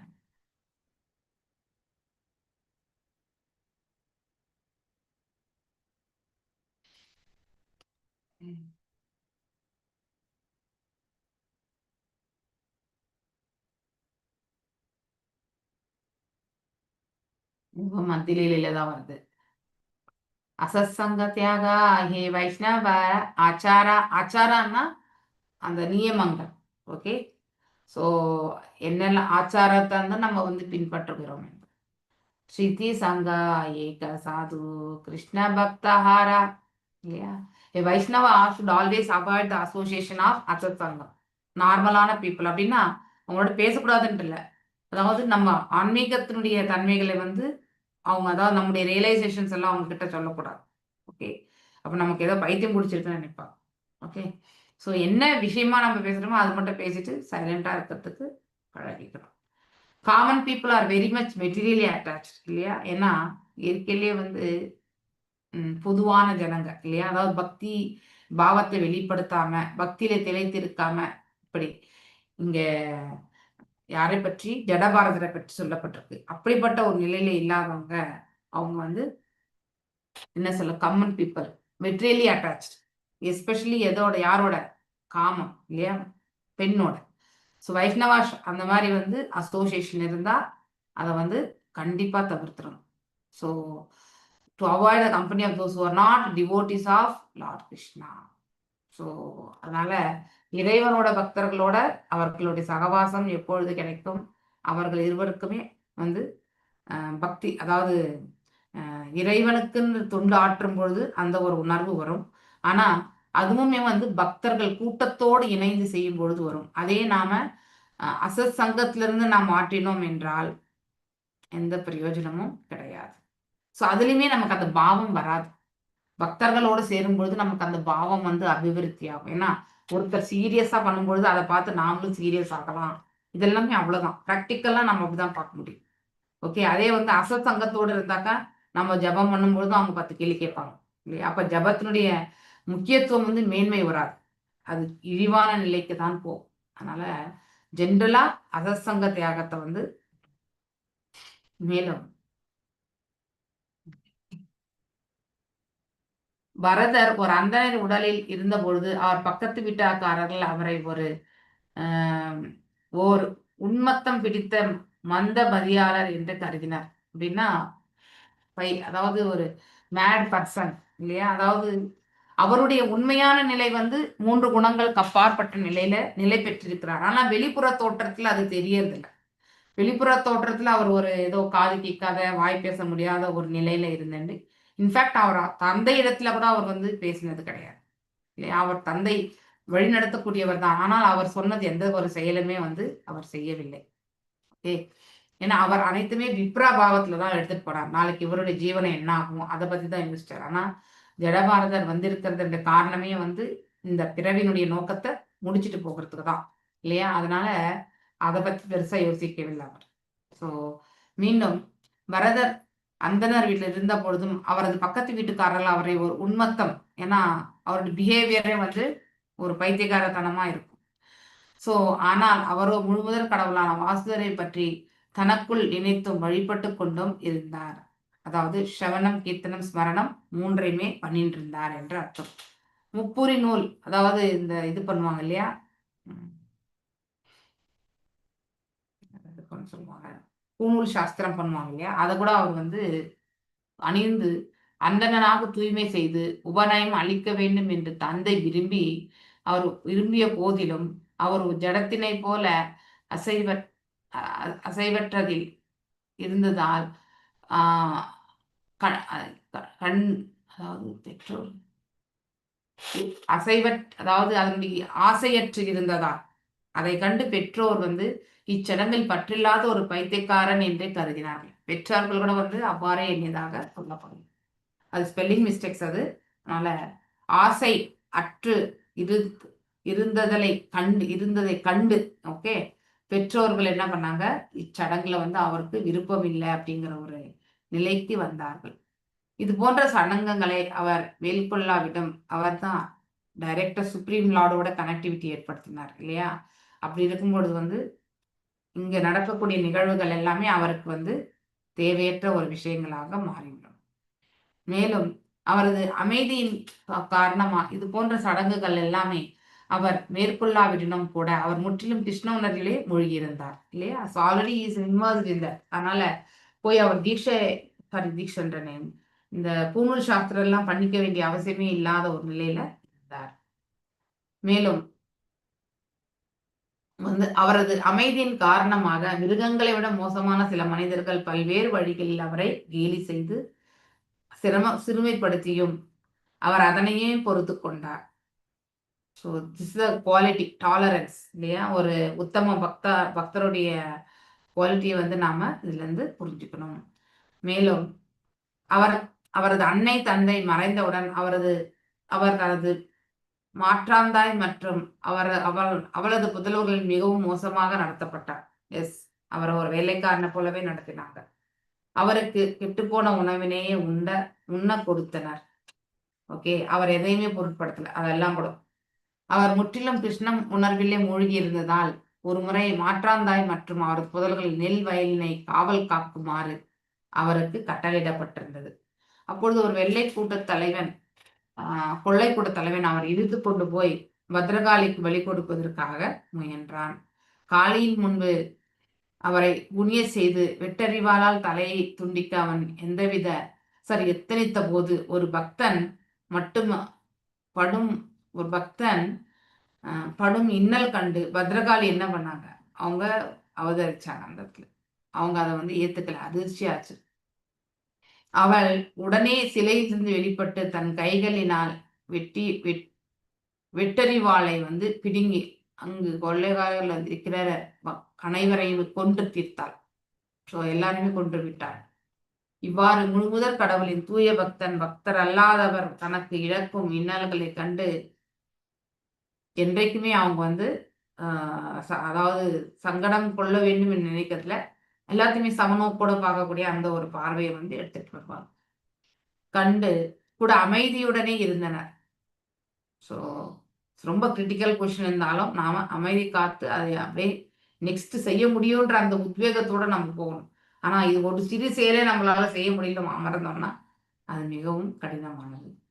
ஓகே, பக்தரிடம் தவறாக நடந்து கொண்ட துஷ்டர்களுக்கும் கொள்ளையர்களுக்கும் முழுமுதற் கடவுளினால் இறுதியில் தண்டிக்கப்படுகின்றனர். இங்க தப்பிச்சுட்டா கூட இங்கேயே தண்டனை. அதாவது இறைவனுடைய சாஸ்திரங்களை என்ன சொல்லப்பட்டிருக்குன்னா, ஒருத்தரை மர்டர் பண்ணாங்கனாக்கா அவங்களுக்கு கண்டிப்பா மரண தண்டனை, அதாவது தூக்கு தண்டனை என்பது அவங்கள இந்த செய்த பாவத்திலிருந்து அவங்களுக்கு விடுதலை கிடைக்கக்கூடிய மார்க்கம் அது. ஆனால் ஒருவேளை அது வெளியிலே படாம அவங்க வெளிப்படாம இருந்துட்டா அதை மேல் உலகத்திற்கு போகும்பொழுது அங்கே ஒரு நரக உலகத்துல நமக்கு மீண்டும் மீண்டும் அந்த பெயினா இருக்கக்கூடிய அந்த பாகம் இல்லையா, அதாவது சூக்ஷ்ம உடலுக்கு வலி தோன்றும்.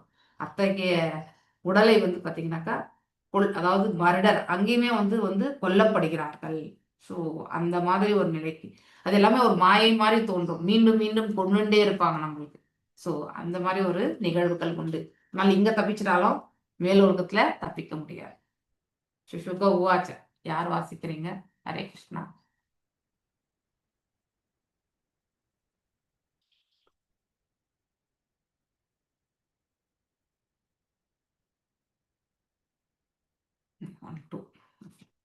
अद कस्यचित् श्रीशुक उवाच. पद्मावताजी वासिनी. अद कस्यचित् द्विज वर्ष्याङ्गिर पर्वर्ष्य சமதப சமதம தப வியத்யாத்யமான தியாக சந்தோஷ திதிக்ஷா பரஸ்ரய வித்யான சுயாத்ம ஞானந்த யுக்த யுக்தஷ்யாத்ம சத்ருச ஸ்ருத சீலாச்சார ரூபௌதார்ய குணா நவசோத்ரயா அந்யா வபூர்வ மிதுனம் ச யவிஷ்யாசம் பார்பாயாசம் எஸ் துதத்ர புமாம்ஸ் தம் பரம பாகவதம் ராஜரிஷி பிரவரம் பரதம்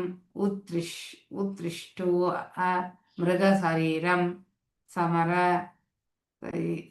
சரீரேன விபபத்ரம் கதம் ஆஹுஹு.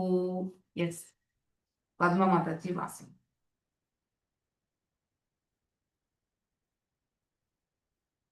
ஓகேயா? அதுக்கு முன்னாடி இந்த சாப்டர்ல வந்து எத்தனை ஸ்லோகம் இருக்குது வந்து படிச்சிருக்கேன். பத்மா மாதாஜி இல்லைன்னாக்கா விஜயகுமாரி மாதாஜி வாசிங்கோ. ஸோ இந்த சாப்டர்ல வந்து 20 ஸ்லோகங்கள் இருக்கு.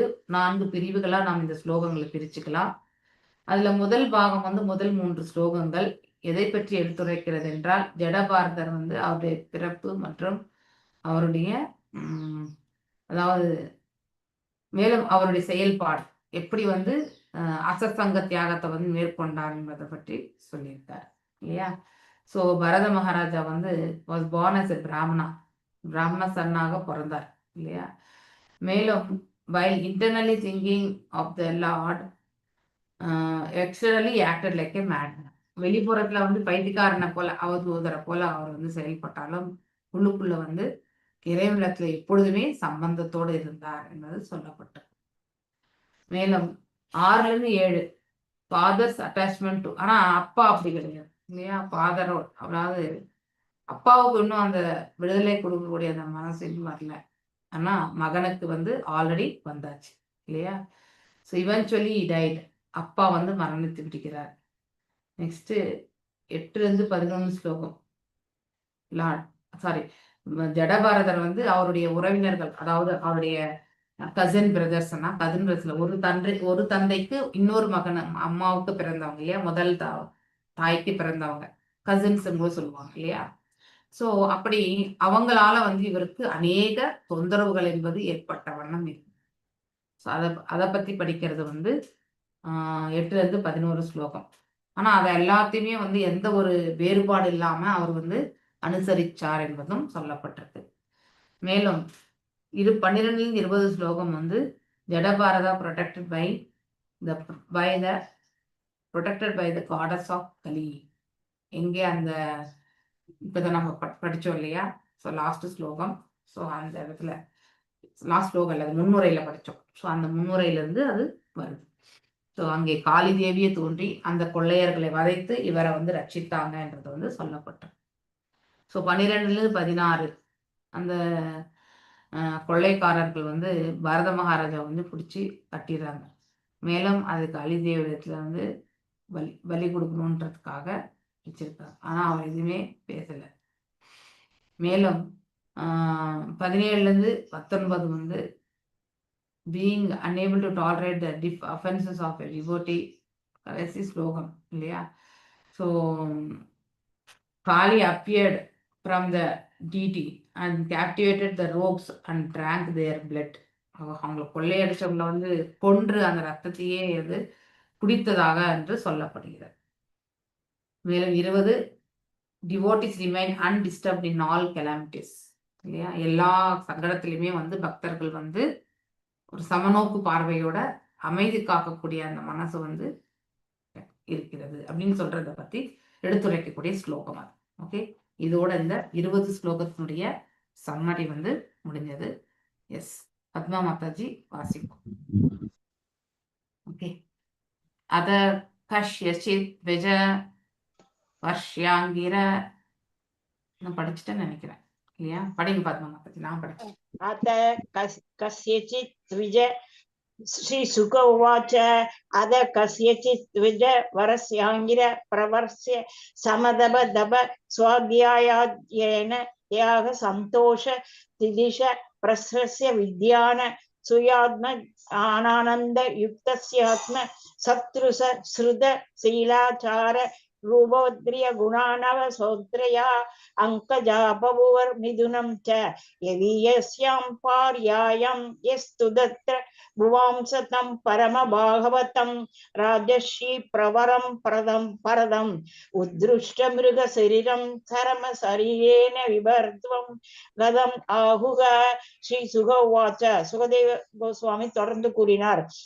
அதன் பின்னர் கஸ்யசித் சில த்விஜவரஸ்ய அந்தனர் அங்கிர பிரவர்சிய மாமுனிவர் அகிராவின் குலத்தில் பிறந்தவர்.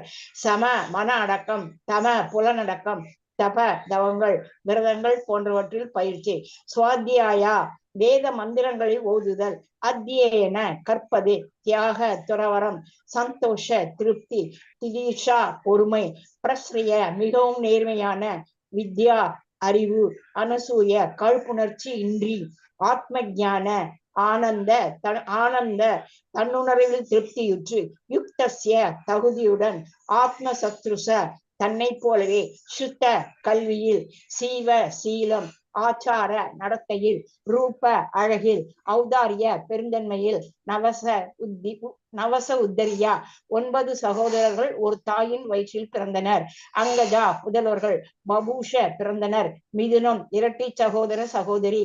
ச மேலும் யவியஸ்யாம் இளைய, பாரியாயாம் மனைவி, யா அவள், து ஆனால், தத்ர அங்கே, புமான் ஆண் குழந்தை, தம் அவரது, பரம பாகவதம் மிகச்சிறந்த பக்தர், ராஜர்ஷிகளின் பிரவரம் மிகுந்த மதிப்பிற்குரிய பாதம் பரதம் மகாராஜா உத்ருஷ்ட துறந்து மிருக சரீரம் ஒரு மானின் உடலில் சரம சரீரேன இறுதி உடலுடன் விப்ரதவம் ஓர் அந்தனராக கதம் அடைந்தனர்.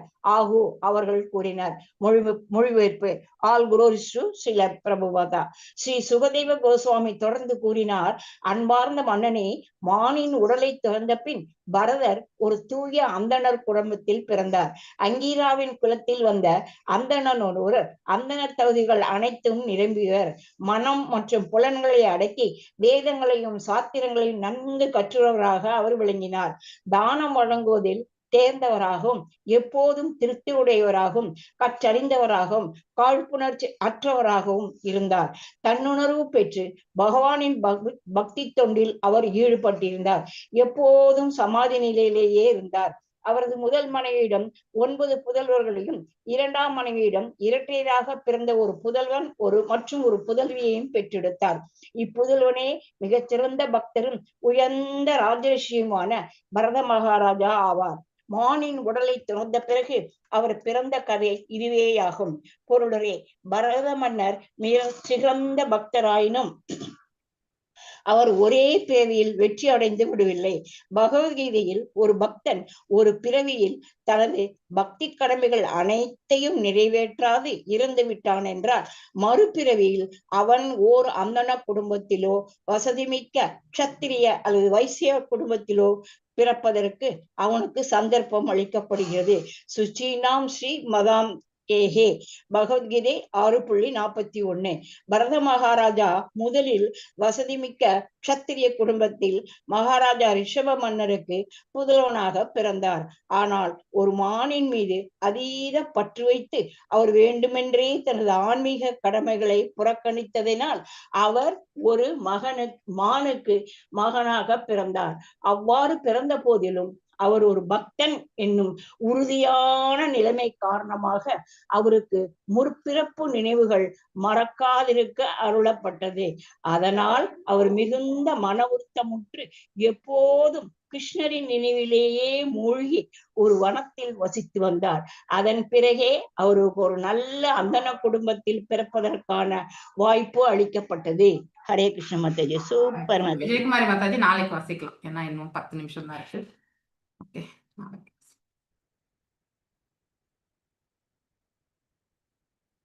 शिशुक उवाच अत कश्चित् द्विज வரஷ்யாங்கிர பிரவர்ஷய சமதம தப ஸ்வாத்யாத்மா ஸ்வாத்யாயன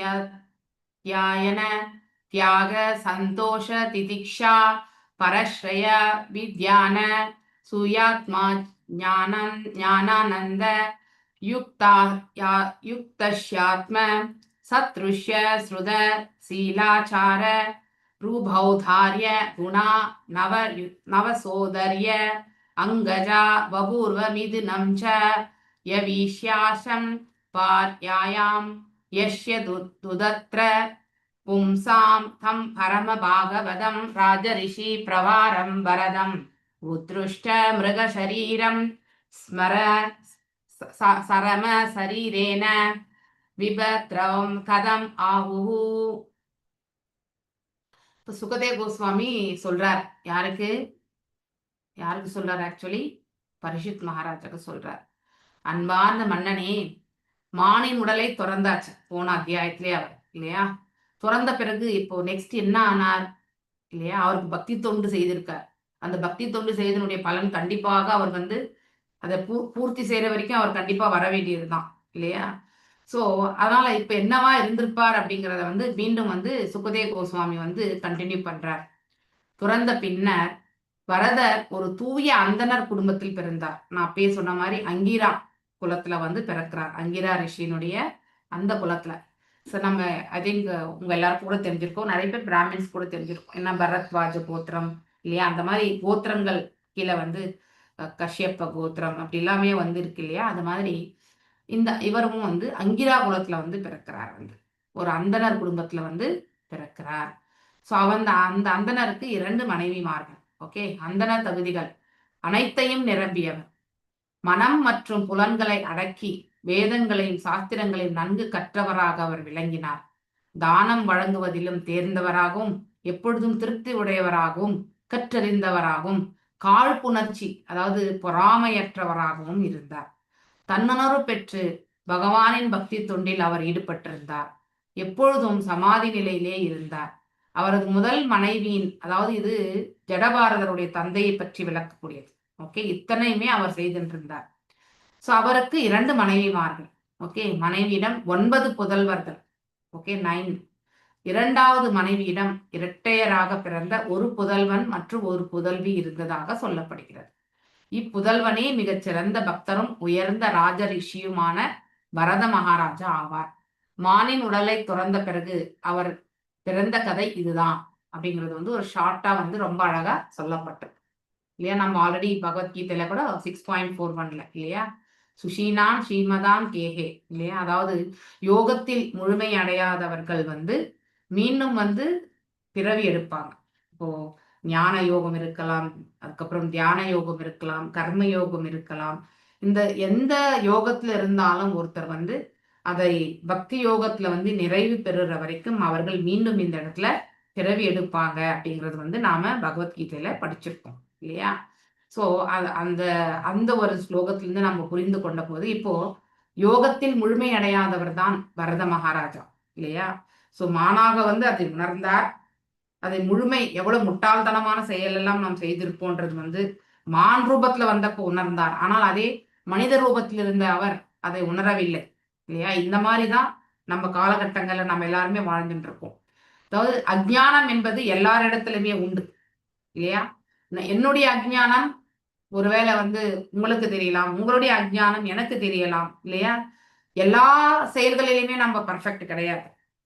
நிறைய அதாவது கிளவரா இருக்கிறவங்க இல்லையா, நல்ல ஒரு ஞானம் இருக்கிறவங்க, ஷார்ப்பா இருக்கக்கூடியவங்க, ஸ்மார்ட்டா இருக்கக்கூடியவங்க, இத்தனை சொல்லலாம். நம்ம அத்தனை பேர் இருந்தாலும் ஹைப்பரா, அதாவது ரொம்பவுமே வேகத்தோட வேலை செய்யறவங்க, ரொம்ப ஹைப்பரா இருக்கிறவங்க பார்த்தீங்கன்னாக்கா அவங்களுடைய அஜ்ஞானம் வெளியில கண்டிப்பா தெரிஞ்சிடும். ஓகே, அவ்வளோ ஃபாஸ்டா வந்து எப்பவுமே செய்யக்கூடாது. தவறுகள் வந்து சுலபமாக செய்யக்கூடியவர்கள் ஹைப்பர் ஆக்டிவா இருக்கவங்க.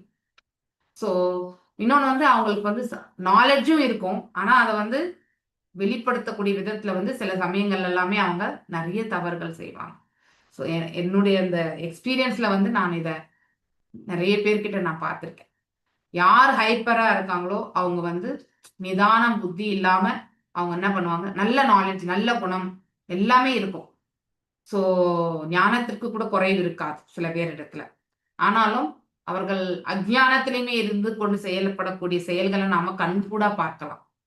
ஓகே, நிதான புத்தி உடையவர்களால தான் இதெல்லாமே வந்து அந்த விசிபிலிட்டியே கொண்டு வர முடியும். ஓகே, இதை அவங்களுடைய அஜ்ஞானத்தை வந்து 10 பேர் முன்னாடி டக்குன்னு அதை அப்படியே வெளிப்படுத்திடுவாங்க. ஆனா இதே மாதிரி வந்து நம்ம அந்த மாதிரி ஒரு ஃபாஸ்ட்னஸ் நம்ம என்னைக்குமே எடுத்துட்டு போகக்கூடாது. வாழ்க்கையில வந்து ஒரு எதையுமே நிதானமாக தீர்மானித்து செயல்படுத்தணும் அப்படிங்கிற ஒரு பக்குவத்தை வந்து நம்ம கொண்டு வரணும். That is very important. ஹைப்பர்ல இருக்கிறவங்களுக்கு இது வந்து கொஞ்சம் இம்பேக்ட் இருக்கும். அதனால அவங்கள சுத்தி இருக்கிறவங்களுக்கு அவங்க நிறைய டேமேஜ் பண்றாங்கன்றதே தெரியாமலே செயல்படுவாங்க. இதுவும் உண்டு. ஸோ அதனால ஹைப்பர் ஆக்டிவ்னஸ் வந்து நாம பக்குவப்படுத்தணும் எப்பவுமே. அதே மாதிரி ரொம்ப சோம்பேறித்தனமாகவும் இருக்கக்கூடாது. ஸோ அந்த மிதமான நிலையில இருக்கும் பொழுது வந்து சோம்பேறித்தனம் அற்று அதாவது வேகத்தோட செயல்படுறத நிறுத்தி ஒரு ஸ்திரமான நிலையில இருந்து நிதான புத்தி உடைய ஒரு நிலைக்கு நம்ம வரணும். அப்பதான் நமக்கு அந்த பக்குவம் என்பது வரும் இல்லையா? வித்யா வினய சம்பன்னே பிராமணே கவி ஹஸ்தினி இல்லையா? அந்த ஒரு பக்கத்துக்கு வரணும் நம்ம அப்போ. ஏன்னா அந்த சமநோக்கு பார்வை, ஸ்திர புத்தி, சிதாதிர் முனி இடத்துல இருக்கக்கூடிய அந்த குவாலிட்டிஸ் எல்லாமே அவங்க கிட்ட இருக்கும். ஸோ அந்த ஒரு பக்குவத்துக்கு வந்துதான் அதுதான் பர்ஃபெக்ட் யோகம் என்று சொல்லப்படுவது இல்லையா? ஆனா இந்த மாதிரி தியானம், இப்போ அதாவது பரத மகாராஜா செய்த தவறு இல்லையா? அவ்வளவு அதாவது பக்தியினுடைய முக்கியத்துவத்தை தெரிந்து தன்னுடைய குடும்பம், நாடு, பிள்ளைகள் எல்லாரையுமே உதறிட்டு அங்க வந்து யஜ்ஞங்கள் செய்து கொண்டிருந்து போக்கஸா பண்ணிட்டு இருந்த அவருக்கு அந்த சிறு சமயத்துல அவர் என்ன பண்ணார்? ஒரு அஜ்ஞானமான செயலா அந்த மான் மீது என்ன பண்ணார்? பற்றுதலை கொண்டு விட்டார் இல்லையா? ஈவன் விஸ்வாமித்திரர் முனிவர் கூட வந்து அவ்வளவு ஞானம் இல்லையா? அவ்வளவு தியானம் எல்லாமே இருந்தது. ஆனால் அவர் செய்தது என்ன? ஒரு சக்தி வாய்ந்த அதாவது புலனால என்ன பண்ணார்? இழுக்கப்பட்டார் இல்லையா? சோ அதாவது ஈர்க்கப்பட்டு அதுலயே வந்து விழுந்தார். அதனால எல்லாருக்குமே உண்டு அஜ்ஞானம். No one is free from that அஜ்ஞானம். அதனால நம்ம வந்து அடுத்தவங்களுடைய அஜ்ஞானத்தை நம்ம புரிஞ்சுக்கிறோம் இல்லையா? நம்முடைய அஜ்ஞானத்தை அடுத்தவங்க புரிஞ்சுப்பாங்க. இது கண்டிப்பா வேணும். Okay, so we should not have never pride. அதாவது நமக்கு எப்பவுமே பெருமை இருக்கக்கூடாது. எனக்கு அவங்களுடைய அஜ்ஞானம் தெரிஞ்சது, நான் அஜ்ஞானமற்றவர் அப்படிங்கிற அந்த ஒரு பாவத்தை வந்து நம்ம கண்டிப்பா கொண்டு வரக்கூடாது. ஓகே, ஸோ நமக்கும் வந்து அஜ்ஞானம் வெளிப்படும். கோபம் வரும்போது அஜ்ஞானம் வெளிப்படும் இல்லையா? அதாவது ரொம்ப வேகத்தோட செயல்படுற இடத்துல வந்து அஜ்ஞானம் வெளிப்படும். வேகத்தோட செயல்படுறவங்க வந்து நிறைய அஜ்ஞானத்தை வெளிப்படுத்துவாங்க. இதெல்லாம் நம்ம வந்து தெரிஞ்சுக்கணும். ஸோ நிதான புத்தி உடையவர் கூட வந்து ஒரு சமயத்துல கோவப்பட்டா அவருடைய அஜ்ஞானம் 100% தெரியும் வெளியில வந்து. ஏன் அவரே உணர ஆரம்பிப்பார். இதுவும் உண்டு. ஸோ அதனால அஜ்ஞானத்துல செயல்படுறது வந்து நன்மையை தராது. ஒரு சிறிய அஜ்ஞானத்தால் பரத மகாராஜா மான் உடலை பெற்றார். ஆனா அந்த உடல்ல இருந்தும் வந்து இறைவனுடைய கிருபையால அவர் ஆற்றிய பக்தி தொண்டினுடைய மகிமை எங்கேயுமே வீணாகல இல்லையா? அதனால அவர் என்ன ஆனார்? ஆக்சுவலி அதாவது ஜாக்கிரதையா இருந்தார். இனிமே அதை வந்து தவறி ஒரு முறை அடிபட்ட பிறகு மீண்டும் அடிபடுறதுக்கு விரும்ப மாட்டோம். அதனால அவர் வந்து ரொம்பவுமே பக்குவத்தோட யாரோடையுமே அசத்சங்க தியாகத்தை வந்து விட்டு தனித்திருந்து அங்கே வந்து பக்தி தொண்டு ஆற்றக்கூடிய அந்த புலக ஆசிரமத்திலேயே அவர் இருந்தார் இல்லையா? எப்பதான் இந்த மான் உடலை விட்டு நம்ம போகணும், அந்த மரணத்திற்காக காத்துட்டு இருந்தார் அவர் வந்து. ஸோ மரணம் வந்த பொழுது அவர் வந்து பகவானே எப்பொழுதுமே எண்ணிக்கொண்டிருந்ததால மானின் உடலில் அதாவது இருந்த பொழுதும், ஆனா அவர் யோகத்தில் வந்து முழுமை அடையாததுனால என்ன ஆனார்? மீண்டும் வந்து ஒரு நற்பிறவி வந்து அடைந்தார். பக்தி யோகம் பண்ணணும்ல, முக்கால்வாசி முடிச்சார். அதை பூர்ணத்துவமா முடிக்கணும். ஏன் மாதாஜி அவர் தான் பகவானை நினைச்சுட்டு இருந்தாருல்ல, அவர் ஏன் போயிருக்க கூடாதா அப்படின்றதுக்கு வந்து நம்ம கொஸ்டின் கேட்கலாம். ஒண்ணு வந்து இந்த ஆஸ்டரிட்டிஸ் எல்லாம் பண்றதுக்கு வந்து இந்த மனித உடல் வந்து அதுதான் வந்து அதாவது மனித உடல் ஏற்று வரும் பொழுதுதான் நம்ம வந்து இந்த மோட்சத்திற்கான மார்க்கத்திற்கு எல்லாமே செல்ல முடியும் இல்லையா? சோ மேலும் வந்து அவர் ஆல்ரெடி பண்ணிட்டு இருந்தது. அப்ப மானுடல்ல இருந்து அவருக்கு மோட்சம் கிடைக்காதா அப்படின்னா, அது இறைவனுடைய கிருபை இருந்தா கண்டிப்பா கிடைக்கும். அது அந்த சாய்ஸ் எல்லாமே அவர் தான் எடுத்துப்பார். நாம வந்து பகவானுக்கு வந்து அட்வைஸ் பண்ண முடியாது இல்லையா? சோ அவர் யாருக்கு எந்த சமயத்துல என்ன கொடுக்கணும் அப்படிங்கறது வந்து தீர்மானிக்கிறது அவர். ஆனா அது ஒண்ணு. ரெண்டாவது வந்து பக்தி யோகத்தை பண்ணிட்டு இருந்த அவர் அதை வந்து முழுமையாக முடிக்கவே இல்லை இல்லையா? அந்த பக்தி யோகத்தை முடிக்கிறதுக்கு ஒரு அவகாசத்தை வந்து இந்த இடத்துல வந்து வழங்கப்பட்டிருக்கு. சோ அப்படிப்பட்ட ஒரு நல்ல ஒரு குடும்பத்துல அவர் வந்து பிறக்கிறார், புதல்வனாக பிறக்கிறார் இல்லையா? ஆனால் ஒரு மானின் மீது அதீத பற்று வைத்து அவர் வேண்டுமென்றே தனது ஆன்மீக கடமைகளை புறக்கணித்தார். ஆன்மீக கடமைகளை நாம கண்டிப்பா முடிவு பண்ணணும். எங்க விட்டோமோ அது நிறைவடைந்தால்தான் நம்ம மேல போக முடியும். That is the only point. அவர் வந்து இந்த பிரபஞ்சத்திற்கு வந்ததுக்கான காரணம். அவர் ஒரு மானுக்கு மகனாக பிறந்தார். அவ்வாறு பிறந்த போதிலும் தாய்மானோடு அவர் இணைந்திருக்கவும் இல்லை. அந்த இடத்தை விட்டு அகன்று புலக ஆசிரமத்திற்கு வந்து தஞ்சம் புகுந்தார் இல்லையா? மேலும் உறுதியான நிலைமையை, பக்தன் என்னும் உறுதியான நிலைமை காரணமாக அவர் முற்பிறப்பு நினைவுகள்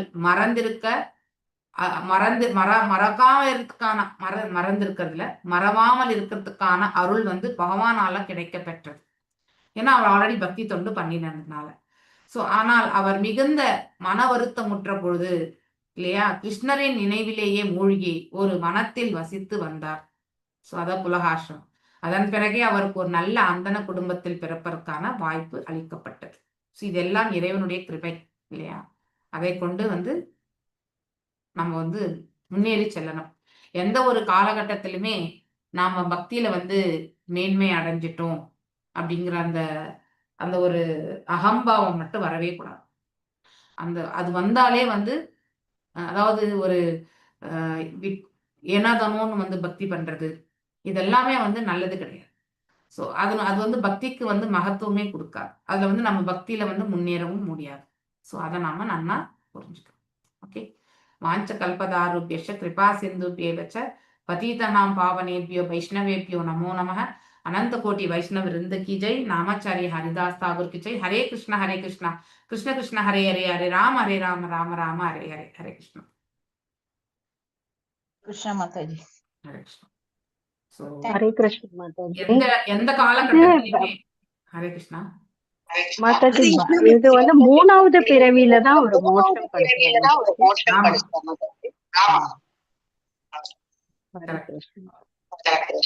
அதாவது முதல்ல பரதரா இருந்தார். அப்பயே அவர் முடிச்சிருந்தா ஹரே கிருஷ்ணா மாதாஜி. ஹரே கிருஷ்ணா மாதாஜி. முதல்ல அவர் பரத மகாராஜா இருக்கும் பொழுதே அவருடைய அதாவது பக்தி தொண்டை வந்து செய்யறதுக்கான வாய்ப்பு இருந்தது. அதை முழுமைப்படுத்தியிருந்தா அந்த பிறவிலேயே போயிருப்பார். அந்த பிறவி விட்டுட்டார். சோ அதனால ஆனா அவர் செய்த பக்தியினுடைய பலனால வந்து அவர் வந்து ஒரு மானையே எண்ணிக்கொண்டு அவர் மரணித்ததால மான் ரூபத்தை ஏற்க வேண்டிய அவர் கட்டாயத்திற்கு அவர் தள்ளப்பட்டார். இல்லைன்னா மீண்டும் மனித பிறவி கூட கிடைச்சிருக்கலாம். நம்ம மரணிக்கும் பொழுது என்ன உணர்வு கொண்டு நாம இந்த உடலை நீக்கிறோமோ அதுவாகவே நம்ம அந்த மாதிரி ஒரு உடலை நாம பெறுகின்றோம் இல்லையா? மரணிக்கும் போது என்னுடைய கணவரையே எண்ணி நான் மரணித்தால் மீண்டும் வந்து ஆணாக பிறக்கணும், பெண்ணாக இருந்தால் பெண்ணாக பிறக்கணும். யாரை எண்ணிக்கொண்டு நாம வந்து மரணிக்கிறோமோ, யார் மீது அதீத பற்றுதல் இருக்கோ அவங்க ஞாபகம் தான் மரணத்தின் தருவாயில வரும். அவ்வாறே நாம அந்த உடலை ஏற்று, அவர்கள் என்ன உடலை ஏற்றிருக்காங்களோ அந்த உடலை ஏற்று நாம வரும். ஓகே. அப்படிப்பட்ட ஒரு உடலை ஏற்று நாம இந்த இடத்துல வரும். மேலும் வந்து மானையே எண்ணியதுனால அவர் வந்து மானாக வந்து பிறக்க வேண்டிய ஒரு கட்டாயம். ஆனால் அவர் செய்த பக்தி தொண்டினுடைய அந்த அதாவது நற்காரியத்தினால இறைவனுடைய கிருபையை பெற்று அவர் ஆற்றிய அந்த பக்தி தொண்டை வந்து நினைவில் கொள்ளக்கூடிய அந்த வாய்ப்பு வந்து பகவான் கொடுக்கிறார். ஓகே. சோ அதனால நாம செய்த பக்தி எவ்வளவு இருந்தாலுமே அது கடைசி வரைக்குமே வந்து நமக்கு நன்மை மட்டும்தான். சொல்பம் அபியசிய தர்மஷ்ய இல்லையா? சோ நமக்கு பயமே இருக்காது. அந்த சிறிய பக்தி தொண்டு நமக்கு பிற்காலத்துல பெரிய ஆபத்துல இருந்து நம்மளை வந்து விடுதலை பண்ணும். சோ அந்த ஒரு நிலையில அவரால் முந்தைய பிறவியில செய்த எல்லாமே அவருக்கு நினைவு வருகிறது. அப்பொழுது தான் செய்த தவறையெல்லாம் அவர் வந்து நினைக்கிறார். அதனால யாரோடையுமே அந்த மான் ரூபத்துல இருந்தாலும் யார்கிட்டயுமே ஒட்டாம வாழ்ந்து மரணத்திற்காக காத்திருந்து மரணத்தை எய்கிறார். மேலும் அந்த யோகம் பக்தி யோகம் முழுமை அடையாததால மீண்டும் வந்து ஜடபாரதராக நல்ல ஒரு குடும்பத்துல பிறக்கிறார். ஓகே. இதுக்கு ஏன் மாதாஜி ஜடங்கிறத சேர்த்தாங்க?